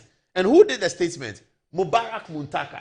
The same man that Asedu Nketia had overthrown from parliament, who is now Minister of Interior. Asedu Nketia goes to Kaswa, where the report was done, and he's saying it months after that, Yanyan Kola, we are not children. We know that balderdash he came to tell us that nothing happened. We won't take it. But you won't take it. It's me that you are telling. What should I do? I don't have anything to do with it. You see, Asedu Nketia is very clever. He's going around mopping up votes in the party and mopping up support for his agenda. His agenda may not necessarily be he running for president, even though he is. But his agenda includes putting people in certain places. His agenda includes getting a certain swell of the votes on his side, so that he can deploy those votes to any agenda that he sets his mind on. And he's a very clever politician. That's what he does. He has a lot of time. And he has a lot of money. So that, yes, Asedu Nketia has a lot of money. Who said you think he doesn't have money? He has a lot of money. In the coming days, I'll be showing you how much money Kweku has. Asedu Nketia has a lot. He has plenty of money. Forget about how he appears. He is a very wealthy man. He's rich. Papa Asedu Nketia is rich. I'm telling you. Forget about even his Gapoha board chairman. He's already rich before Gapoha. So don't look at him and be taken in by his appearance. Kweku is a billionaire. Kweku is a billionaire. Asedu Nketia has a lot of money. So he has money to push the propaganda. And that's what he's doing. He's mobilizing the party people so that they will be on his side, so that he can create an opinion. And that opinion will have a groundswell of support. And that opinion will hold. And he's telling the party people, I'm with you. They are not with you. Those in appointment are not you. I am you. And that's really what he's doing. I don't know whether the people in Jubilee House have observed it. And those who want to contest whether they've observed that the ground on which they stand is being removed by Asiedu Nketia gradually, he's pulling the ground from Ato Forson's feet. He's pulling the ground from the vice president's feet. He's pulling the ground from Haruna Idrisu's feet. He's pulling the ground from Julius Debre's feet. Asiedu Nketia is the most clever man in the NDC. He's pulling the ground from everybody's feet. And by the time you see, you all cave in, and it will cover, and he will stand on top and hold the umbrella, and he will tell you that I told you so. Next time you want more information, I said you get check onto our Facebook page. There's so much to share with you over there. Next, we'll be talking about cocoa. But before then, let's go to the text messages and see how people have received our presentations. It's 27 minutes to the top of the hour, 11 o'clock. This is Good Evening Ghana is live. Fifi Boafo has taken his seat. He'll tell us a lot about cocoa, not a lot about cocoa. Who should I start with in the text? I think Fatih is first. Fatih, what are people saying? Thank you, Paul. Benedanza says the massive votes buying can only end if the following stringent measures are set out in the party's constitution governing internal elections are strictly enforced. One is disqualify accused candidates and ban them from over-contesting for political office. Two, annual results that favors candidates who bribed delegates to win. Arafat says the biggest problem of this country is the NDC as a political party and the hypocrisy of the NDC supporters. Al-Hassan Abel also says NDC isn't good for Ghanaians, very corrupt party, NDC never again. Junior Akbar from Tamale says NDC will never punish Baba Jamal because they believe in what he did. Like NPP, there would have been an investigation for the OSP. Master Planner Junior from Kentampo says Baba Jamal cannot be used as a scapegoat. Majority of the MPs in NDC did worse than what Baba Jamal did. They should give us a break. He who preaches equality must come with clean hands. They don't support Baba Jamal's bid. That is why. Kofi Owusu-Mensah says the civil society is no more in existence. It's dead. Safui Fambali says, please, I want to buy your book and I'm in Tamale, so how do I get it, Paul? Honorable Philip says, you are right. People always believe the propaganda of the NDC. See how the NDC propaganda against Nanado and Dr. Baumia has been widely believed by a gullible section of Ghanaians. Sad. It's sad people do not know the NDC for who they are. Junior Agba says, upon all noise NDC, when they are in power, no one can misbehave like the way Baba Jamal did. And this is just a lesson to the good people of Ghana. I know NDC will come out strongly with another propaganda to promise the good people of Ghana, but don't trust them. Lastly, EBOFA says Ghanaians have themselves to blame. When PhD holders cannot explain in terms, let alone complex terms. Remember, Udon. Anzaba. Thank you very much, Fatih. Coming from Ahad Bob City, he says, Paul, Assalamu alaikum to you and all of you in the studio. In the coming days and months, so many issues will pop up against the NDC. Their honeymoon is gradually fading, and when things begin to hit them, they will realize their smoothness levels. Samofosuba says, the moral decadence in Ghana as of now has affected all and sundry in the public institutions. This has caused corruption in every sector in the jurisdiction, from the presidency to the primary schools in the remotest villages. This is a very pathetic being of the country. I am afraid for the future of the youth who are observing all of these evil practices happening in our communities. The respected authorities must sit up in doing the needful and eradicate these balderdash. Kingsley Nana Amwako says, good evening, Paul. No one can do anything to Jamal. He scaled through with massive vote buying live in the full glare of the NDC executives. EBOFS says the civil society is the most compromised group in Ghana. And lastly, coming from Atta Iduse, he says propaganda was applied to get the votes of farmers, automatic employment to get the votes of nurses and the teachers. Now the reality has dawned on the government and the generality of Ghanaians. Propaganda is the hallmark of the socialist, and vindication is in the womb of time. Over to you, Paul.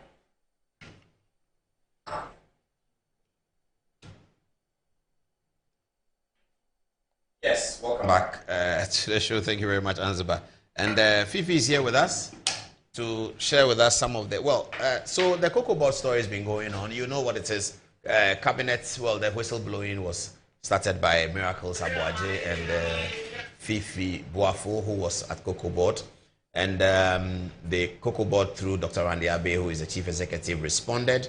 And the government announced an emergency cabinet meeting to resolve the cocoa board issues. And that's where many people started taking the matter serious, that, hey, if government is calling an emergency cabinet meeting, then perhaps it's not propaganda, it's probably true. Anyway, so the government press conference, then government cabinet meeting, then ended with an announcement by the Minister for Finance and Economic Planning. The Honorable Kesela Toforsen indicated that, given all the circumstances, the government was unable to pay cocoa farmers the promised profits that they agreed to pay them per bag and per ton of cocoa. The circumstances, the government had reduced the prices for the cost of a bag almost by 1,000 Ghana cedis of what the farmers were expecting. All hell broke loose, and everyone was complaining. NDC held the view that they have arrived at that decision because the MPP had messed up cocoa board before. And last week, we spoke to the Honorable Edu here, who demonstrated stupendous understanding of the situation. You must have seen him on Newsfile on Saturday, where he was great again, speaking about the matters. He holds the view that MPP actually laid a fantastic foundation, given the times and seasons that MPP worked in at the cocoa board in terms of what has happened around the globe. The President Mahama and the NDC have not been able to very strongly point to international situations for which reason that this is happening, international exigencies, as I should say, for which reason that this cocoa situation is happening. Because during the campaign, President Mahama and the NDC refused to accept that the economic situation of Ghanaians had been turned upside down as a result of international situations that were beyond Ghana's control, especially the Russia-Ukraine war. They laughed about it. And recently I saw somebody say on social media that the Russian-Ukraine war is still going on. Why is the cedi doing well? And I was sad because Russia-Ukraine war fundamentally displaced supply chain situations. And the world is not going to sit down for supply chains to be disturbed without it being replaced. It was replaced, and it's replaced at a cost. And so the immediate beneficiaries of the new supply chain were going to pay more for a bag of rice because somebody is coughing up his money to now create a diversion from the Ukraine channel, and so that people can get their rice, they can get their sorghum, they can get their wheat in Egypt, they can get everything. All of that is going to come at a cost before it will settle down at the original cost once again. That takes a year, 2, maybe 30 months. And that 30 months arrives in 2025, and people say that prices have come down. Prices started coming down at the time the world started finding solutions to the Russia-Ukraine war supply chain. But fair enough, politics is politics, and you can take advantage of anything.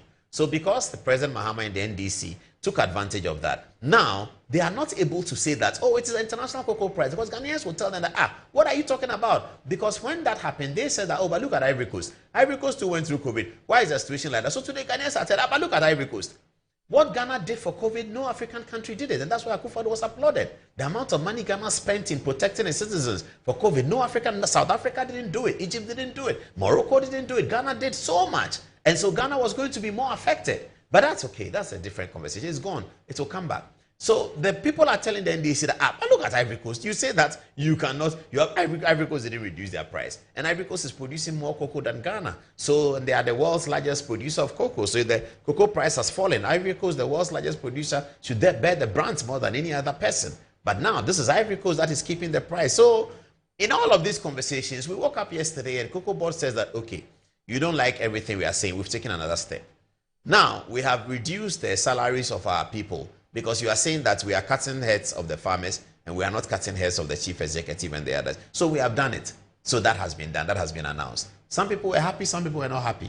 The conversation now is about that. And welcome Fifi Boafo to the studio. Thanks, Paul. And you worked at Cocoa Board. In what capacity?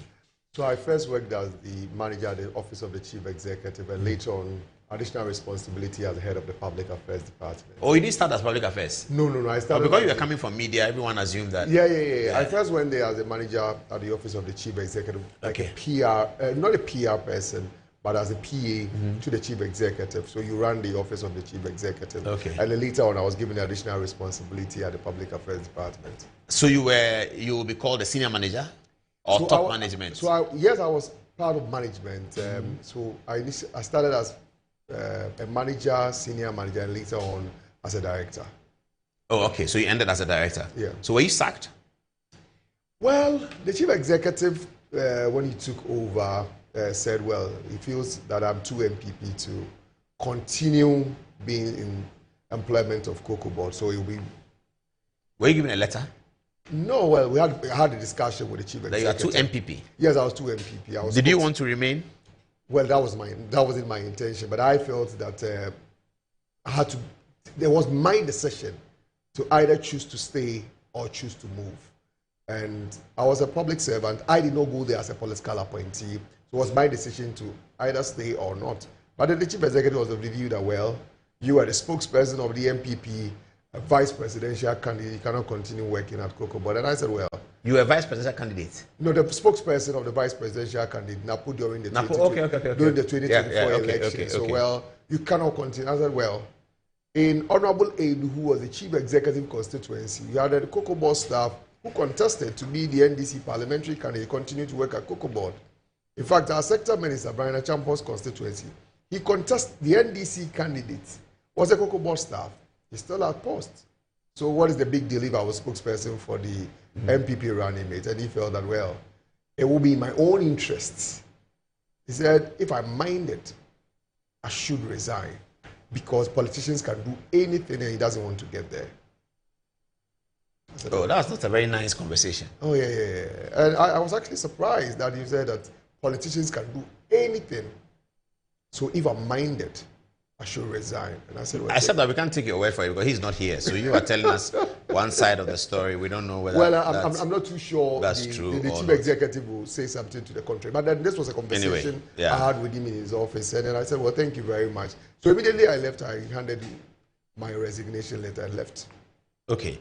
So now, let's start with the NDC says the states in which the MPP inherited Cocoa Board, it was positive. Then the MPP ran it down for 8 years.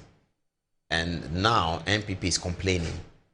They say that in 2016, they left Cocoa Board with 1.9 billion surplus. Well, it wasn't surplus. They are talking about assets as compared to liabilities of the organization. But what they have not said is the fact that when we took over in 2017, Cocoa Board was indebted to the tune of 19.6 billion. Mm-hmm. And this 19.6 billion included monies they've drawn from the Bank of Ghana, which we had to retire.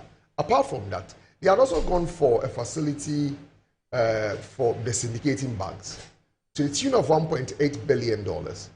By 30th December, all the 1.3... Of which year? Of 2016. Mm-hmm. All the $1.8 billion had been expended. Not one Ghana cedi was at Cocoa Board. So when the MPP administration took over, there was not a single money to run Cocoa Board. But that's not the impression they gave. So they said that they left 1.9 billion on. They were talking about assets. So when you value the assets of Cocoa Board, no, not cash. Oh, okay. So when you value the asset of Cocoa Board, but assets is not something that was done by NDC in 4 years. Assets of Cocoa Board has been, or they mean assets they've added between 2013 and 2016. Assets against liabilities. General assets. General assets. Including Cocoa House. Yes. Which is 1960. No, is that what it means? That's what it means, yeah. So they calculate assets of the company at the time they're exiting. Yes, against the liabilities of the company. Including all the assets that they inherited. Yes. Okay. So we had 19.6 billion Ghana cedis as debt. Apart from that, the syndication, they had expended everything. So management and the board had to take a decision to go to the Bank of Ghana to raise money to buy cocoa. That year, they had projected to buy 850,000 metric tons of cocoa. And they bought just about 500,000 metric tons.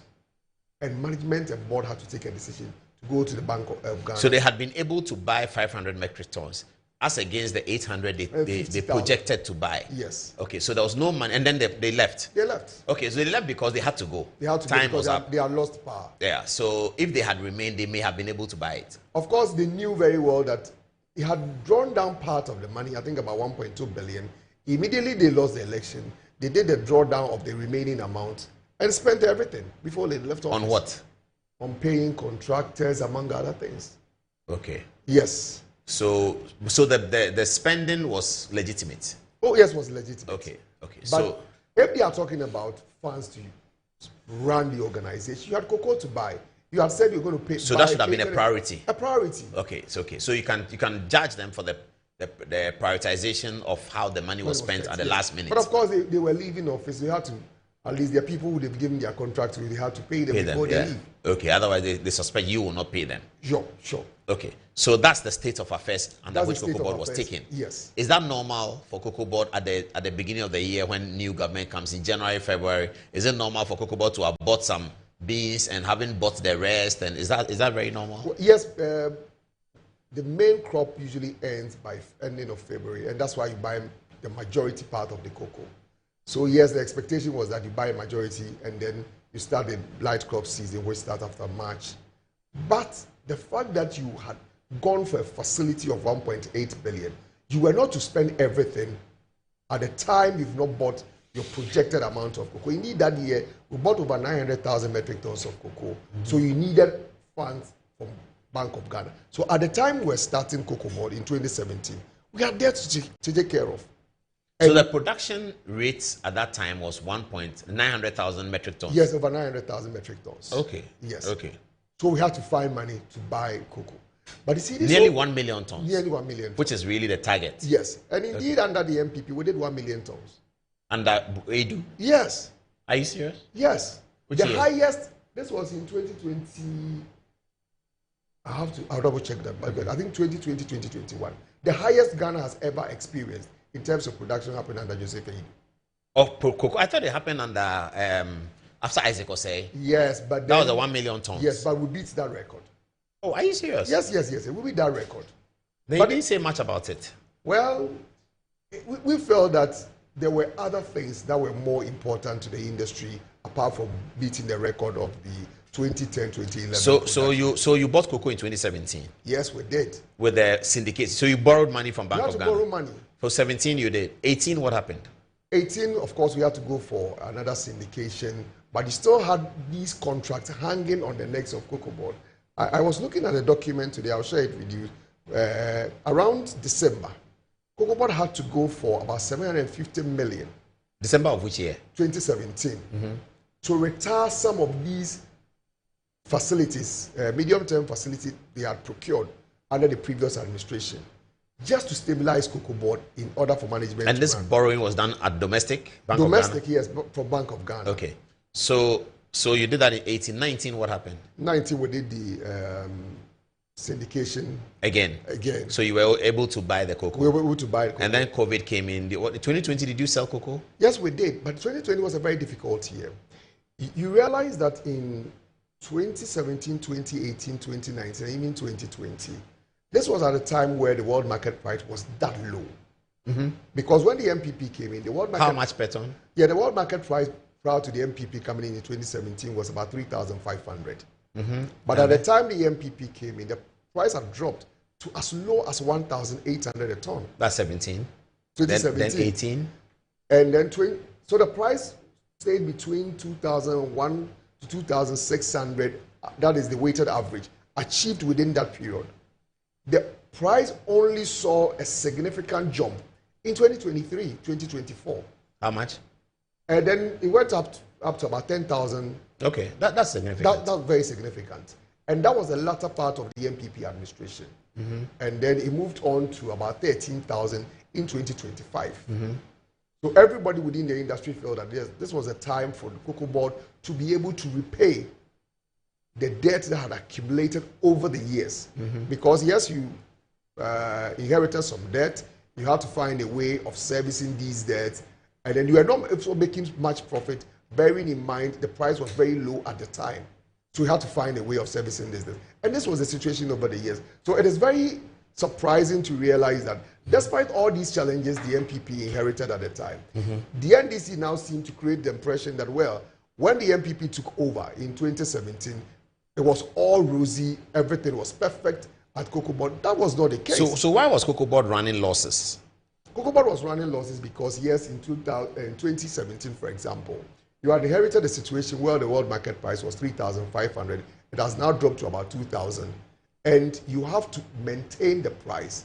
Government was of the view that, considering the support government or Ghana has received from cocoa farmers, it was a time for government to also show good faith with these farmers by maintaining the price rather than reducing it.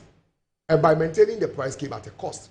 So, for example, Cote d'Ivoire, that today says that they have maintained their price.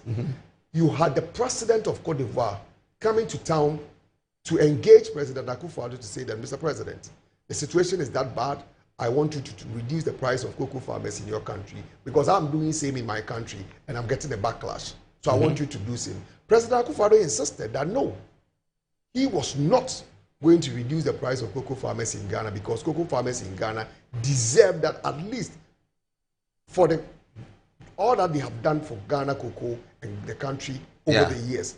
So President Akufo-Addo stayed with cocoa farmers and paid them. And this is the reason why part of the debt we talk about today came about. Because you paid the farmers even when the price was low? Yes. Okay. So government had to cushion them. And today, the people who have inherited Cocoa Board say that, well, they do not understand why Cocoa Board should have debt on its books, as if over the years, Cocoa Board has always had a positive balance sheet. That is not the case, and it is surprising they are raising these issues at this time. So let's understand the payment system. The price, what in 2024, when the MPP was leaving, what was the price promised farmers? So in 2024, Cocoa Board usually runs from, or the cocoa calendar, I should say, runs from October to September the following year. So usually you hear 23-24 or 24-25. So in 24-25, Cocoa Board gave farmers or promised farmers 3,100 Ghana cedis. Indeed, their initial announcement was 3,000.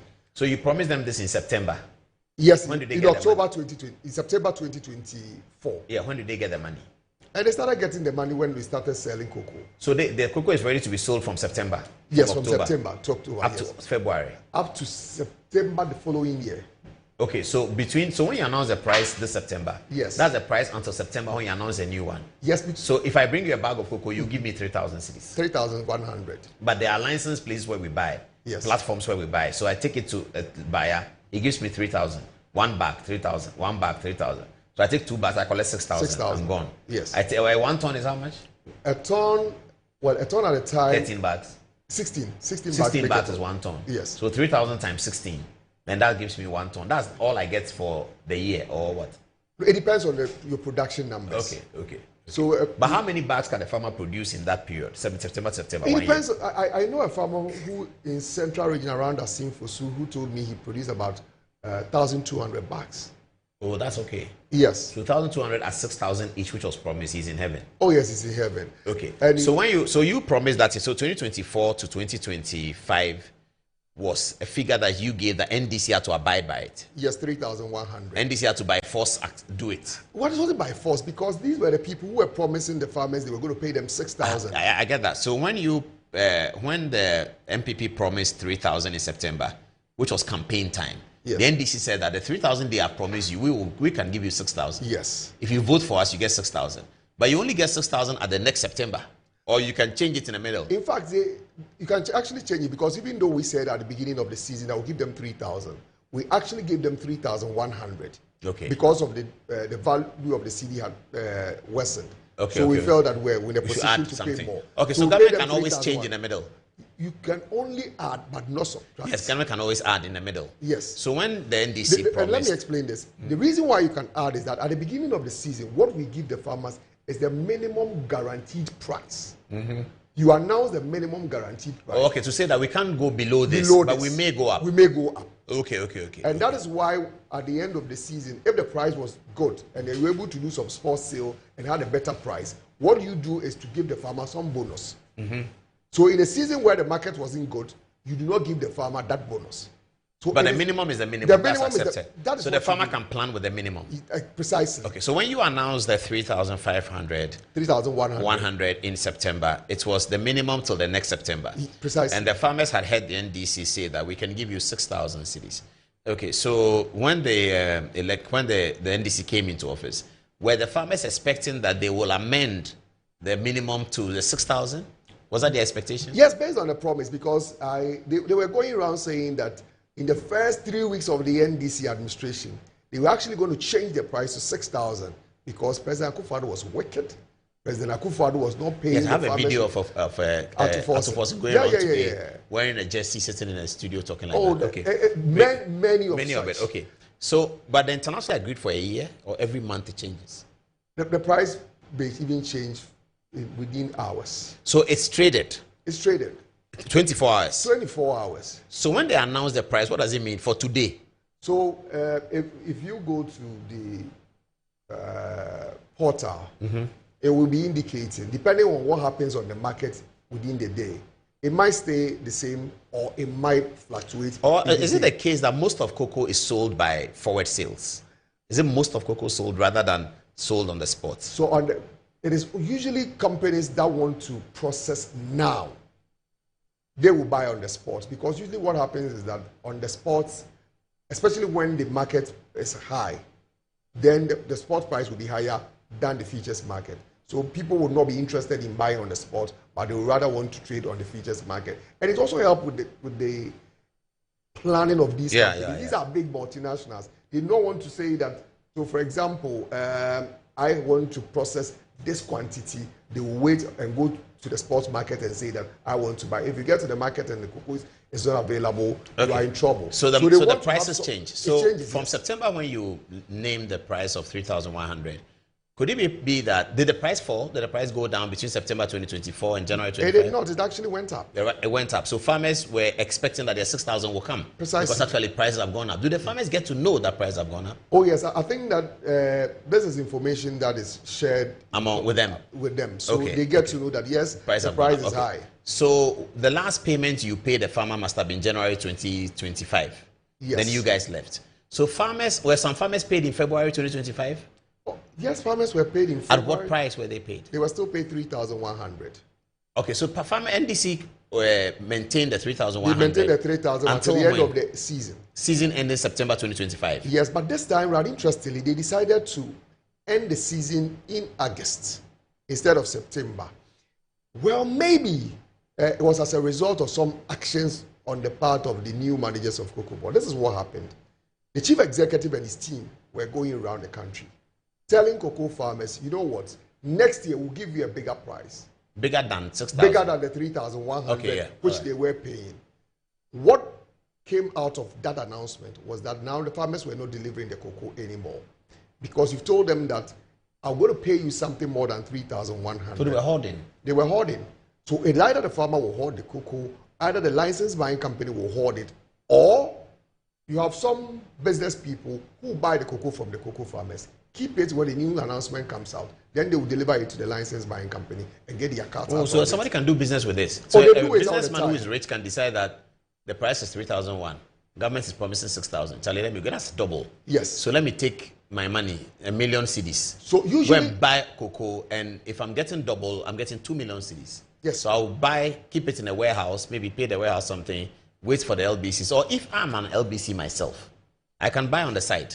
Exactly. Or management of LBC can go to take a bank loan and buy it on the side and hold it in the LBC's warehouse. They do that. So usually, as chief executive or as official of Cocoa Board, the last thing you should do is to go out and say that we are going to increase the price.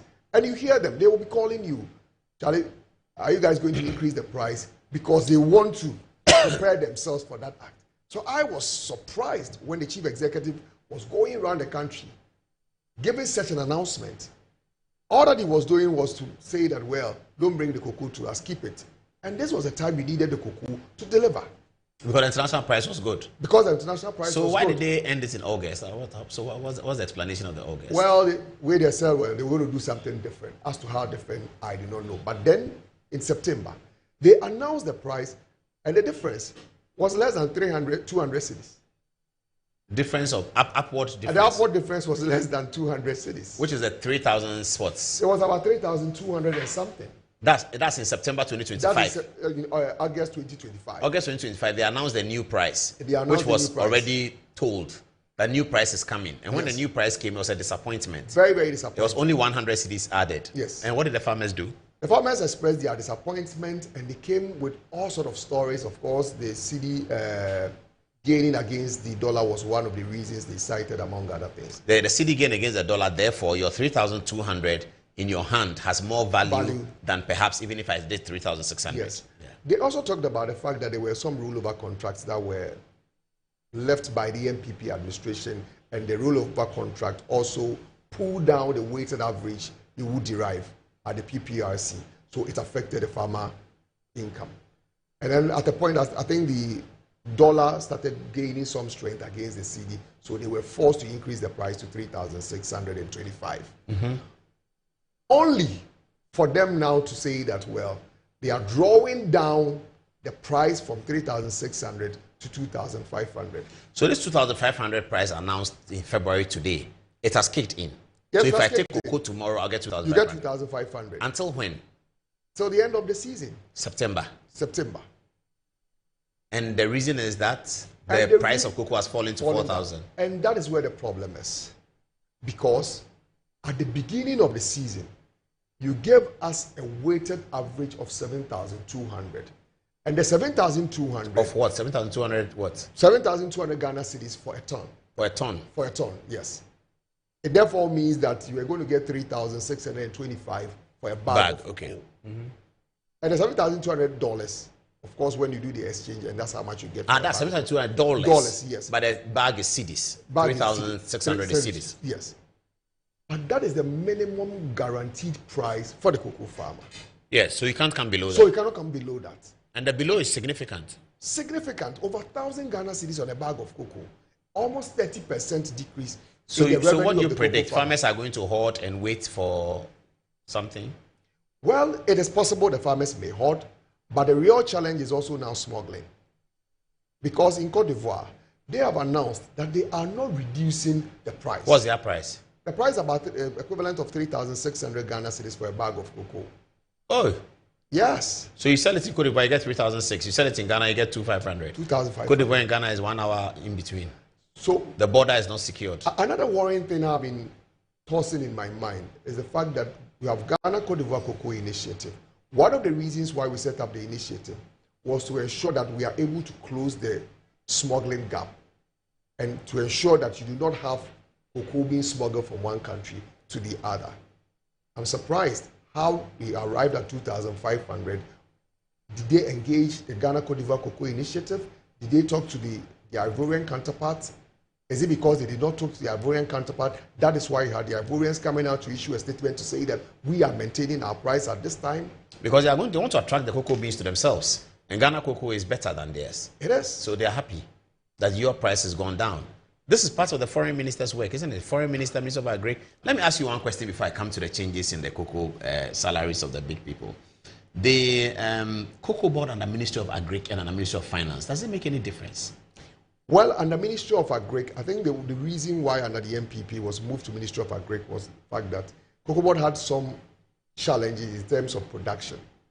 And the emphasis at the time was that let's ensure that we are able to improve our productivity as a country. And the result is what we saw, producing over 1 million metric tons. Years after that, the cocoa swallowing shoot virus disease became a major problem which we had to deal with. So it has affected our production numbers, but that was the reason.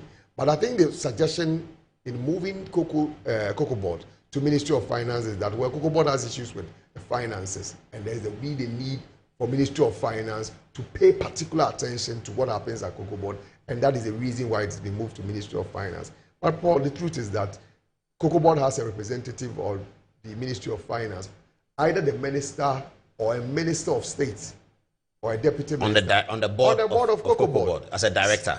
Yes, as a director. Yeah. Same as Ministry of Agri, also have a representative on the board of Cocoa Board. So I'm not too sure whether moving it to the ministry is what solves the problem. But well, that is it depends on who is the president and what the Okay, now let's talk about, so as of now, Afenyo Markin says that the government should stop buying the presidential jets and pay cocoa farmers. So how much money does government need to raise from this? So the money they are raising from the domestic bond is to pay farmers 2,500. Well, they say that will be for next year. Oh, no. So this one is settled. They're not doing anything about it? No. And that is the problem because you gave the So farmer, let's say how much are they promising? Or they have been saying? We are not there yet. But this is also saying that they are giving the farmer 70%. That is, they are talking about even 90% now. No, they said they're giving the farmer what they promised, which is dividing it into 3. They are giving the farmer 2/3. So it is what they call the achieved FOB. So granted, they are giving the farmer 70%. 70% of 7,200. So why are they now saying that the weighted average is 4,100? You see the confusion? No, I don't understand it. 70% out of what is 70% of 7,000. It's supposed to be 70% of $7,200. Yes. And today they are saying it is 90% of $4,100. $4,100. Where is 4,000 coming from? It is coming from what they consider to be the new price of a ton. The price of a ton. Yeah, that's the international price of a ton today. But it does not come in. You made mention of the fact that Honorable Edu was here and talked about what has brought us to this stage. We are here because when you were supposed to sell, you failed to sell, the price has dropped, and now you are saying that the farmer must suffer for it. Oh, okay, so that you derelicted your duty. You didn't sell the cocoa to raise money then, so you have enough money to keep the price. But why couldn't the cocoa be sold? Because the farmers didn't take the cocoa. No, but you don't even need the farmers to bring the cocoa for you to sell. What do you need to Because you do a forward contract. And with a forward contract, you don't have to get the cocoa in stock before you sell. So what happened? So why is that cocoa unsold? It was just because some people, like you said, the reduction of duty. So we are now waiting for the price to appreciate to sell that cocoa. Well, I do not know what they are going to do now with them telling us that they are looking at 4,100. The price is actually 3,100. So when you sell, how are you even going to raise the 4,100 you talk about? We do not know. But with the cocoa that is being kept, how long can we keep it before it goes bad? Well, or cocoa can stay for? It can stay for some time, but it's also not that cheap because you have to pay warehousing costs.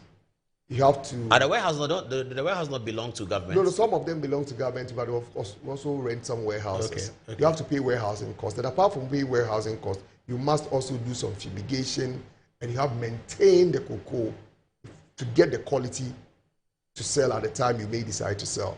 And if it stays longer, you are in trouble. You may have to get a company to process it to liquor, butter, and cake, and gives you opportunity to It's an interesting conversation. Okay, let's get finally onto the money matters.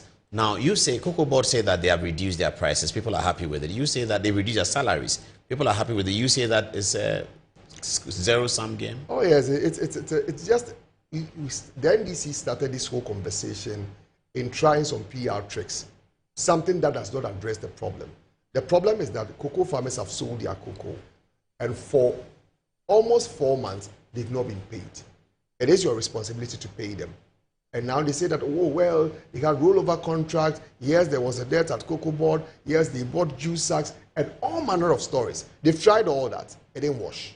Now the new story is that, okay, well, we've reduced the farmer's price. People are complaining. So let us also tell them that we reduce the price, the salaries of Cocoa Board staff. Paul, you promised the cocoa farmer that you give the farmer 3,625 for a bag.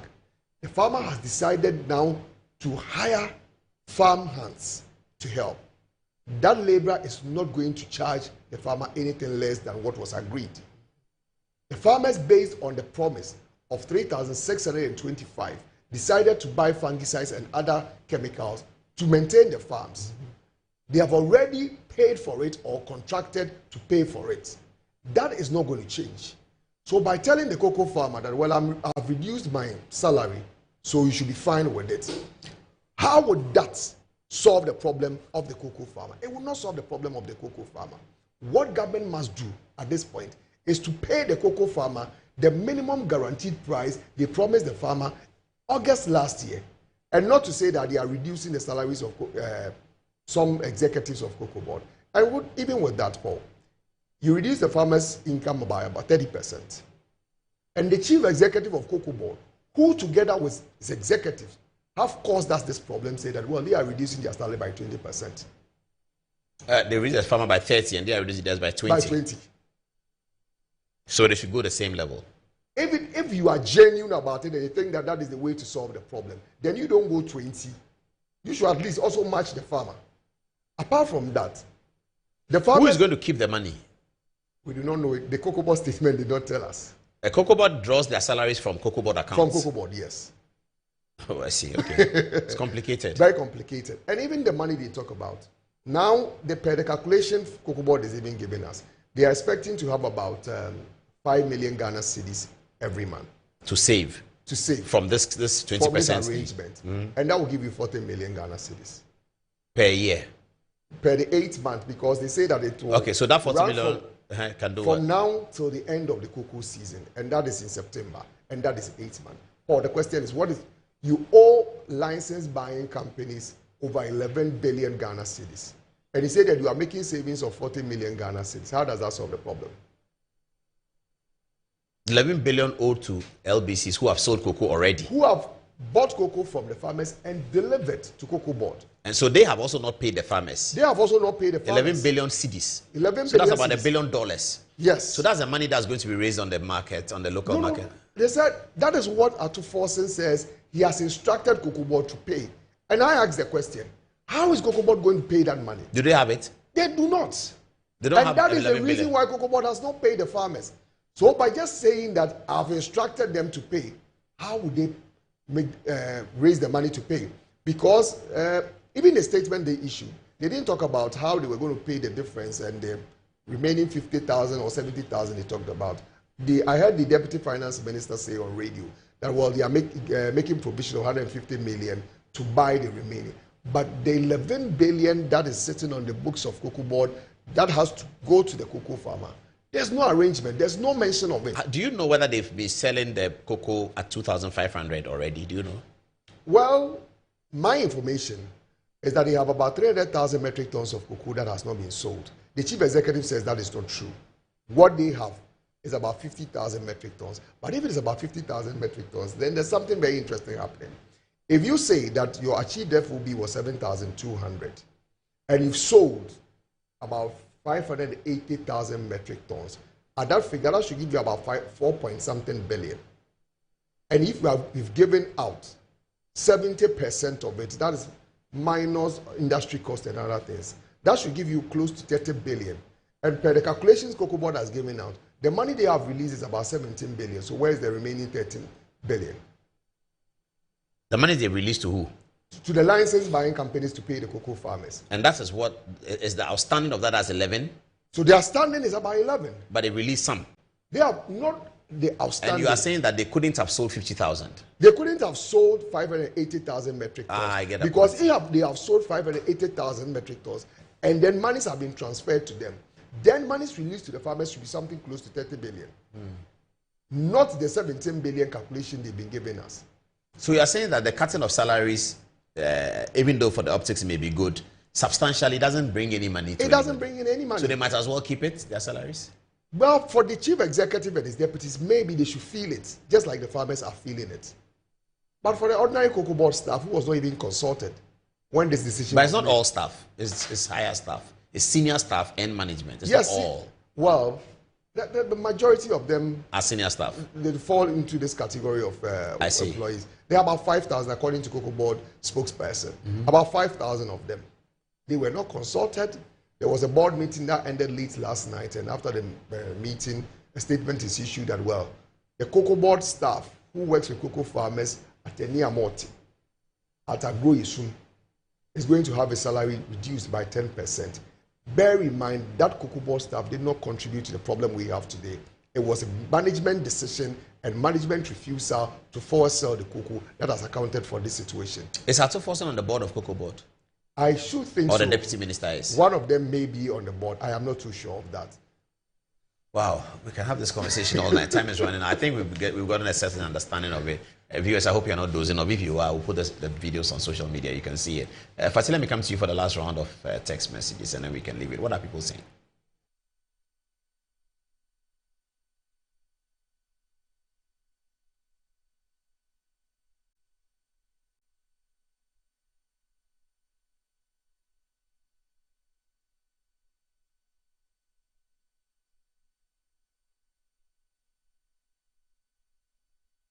Let me do some text message. You can correct her, Mike, or is it possible to correct? Somebody says that kindly ask Fifi Boafo how much the Cocoa Board borrow for the rehabilitation of swollen shoot infested farms how much was earmarked to completed and how much was actually done? It is one of the propaganda they've thrown out. That Cocoa Board took 350 million from African Development Bank to rehabilitate about 150,000 metric hectares of cocoa. And then we've done only 40,000. That is not accurate. The farms that are ready to be handed over to the farmers are 40,000. But it was actually 70,000. One may ask, so if you said we're going to do over 100,000 hectares, why are you doing only 70,000?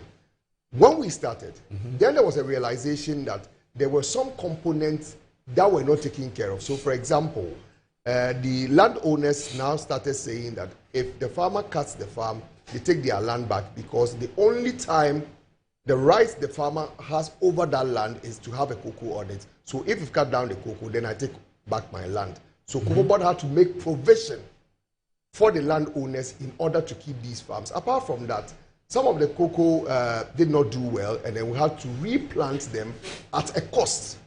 So indeed, that cost became part of the cost of the cost of planting these cocoa farms. So we had to reconfigure the whole amount we are spending on a plot or a hectare of a cocoa. The people who are now claiming that, well, because Cocoa Board took money at the time to plant, at that time did not deliver the actual amount. The question they should answer today is that the money under JBA was spent on a hectare of cocoa. The World Bank facility, which we procured, which they signed a contract for, how much are they spending on a hectare of a cocoa farm? Are they spending more? They are spending more. Wow. So if they claim that because we did not deliver the same hectarage, it therefore means that someone has done something wrong, why are they paying more? Yeah.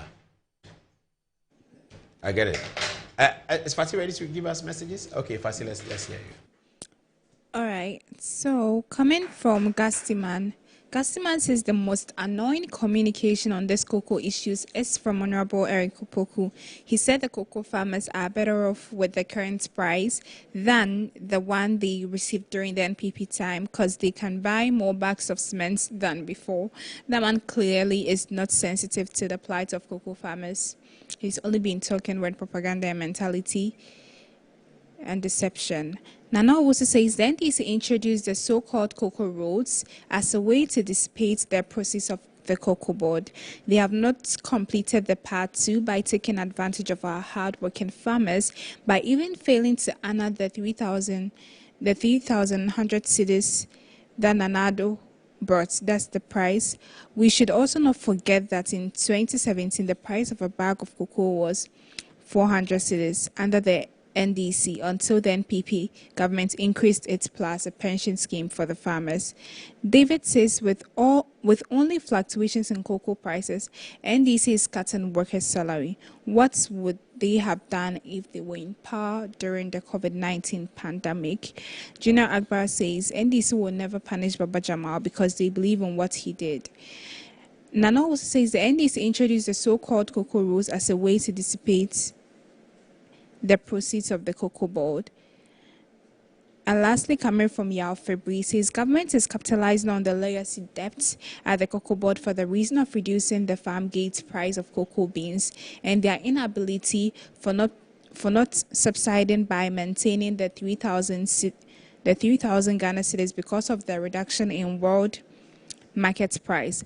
Past governments did not reduce the price of cocoa when there was a reduction in world market price. So if governments have failed cocoa farmers after promising 6,000 and also reducing the price to 2,000, they should embrace their messing up the sector and stop the unnecessary blame games, since the NPP also inherited legal debt but did not reduce the price of cocoa beans. Now back to you, Paul.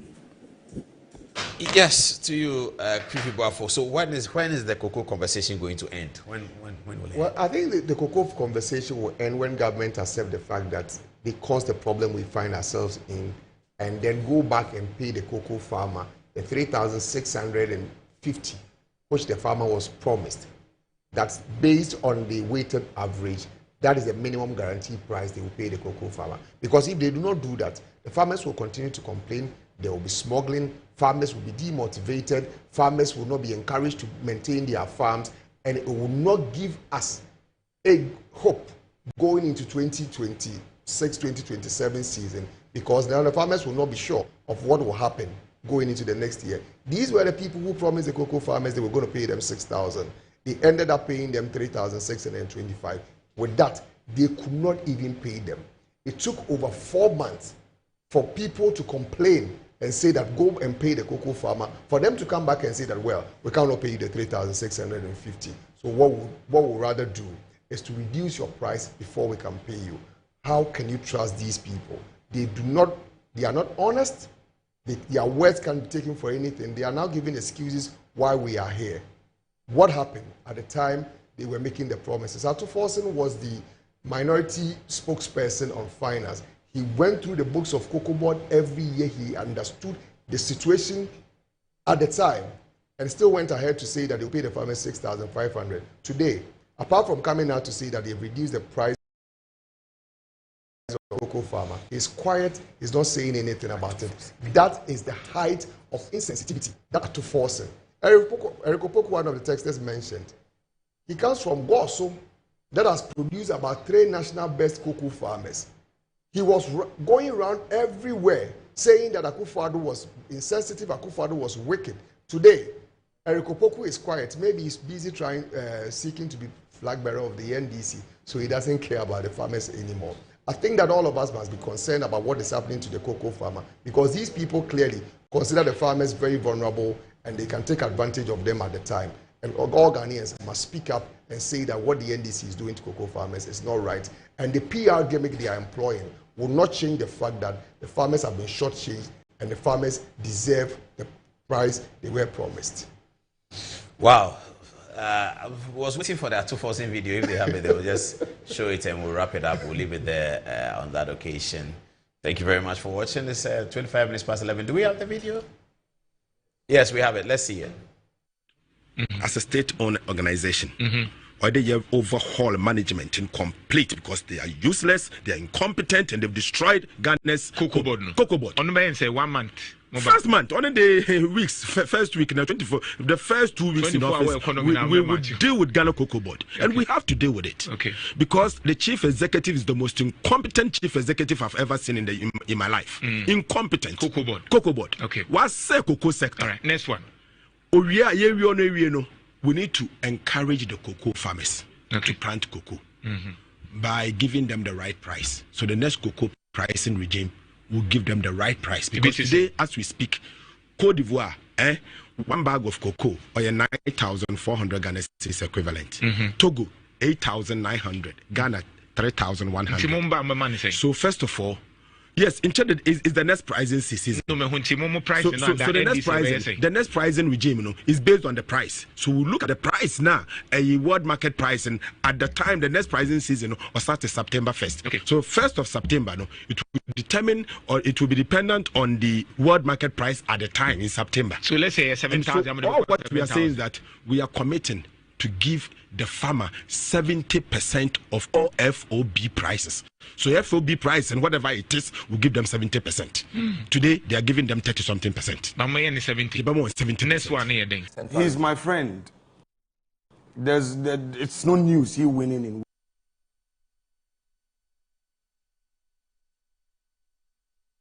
That was Ato Forson closing our show tonight. Thanks for watching, viewers. Always a pleasure. Good night.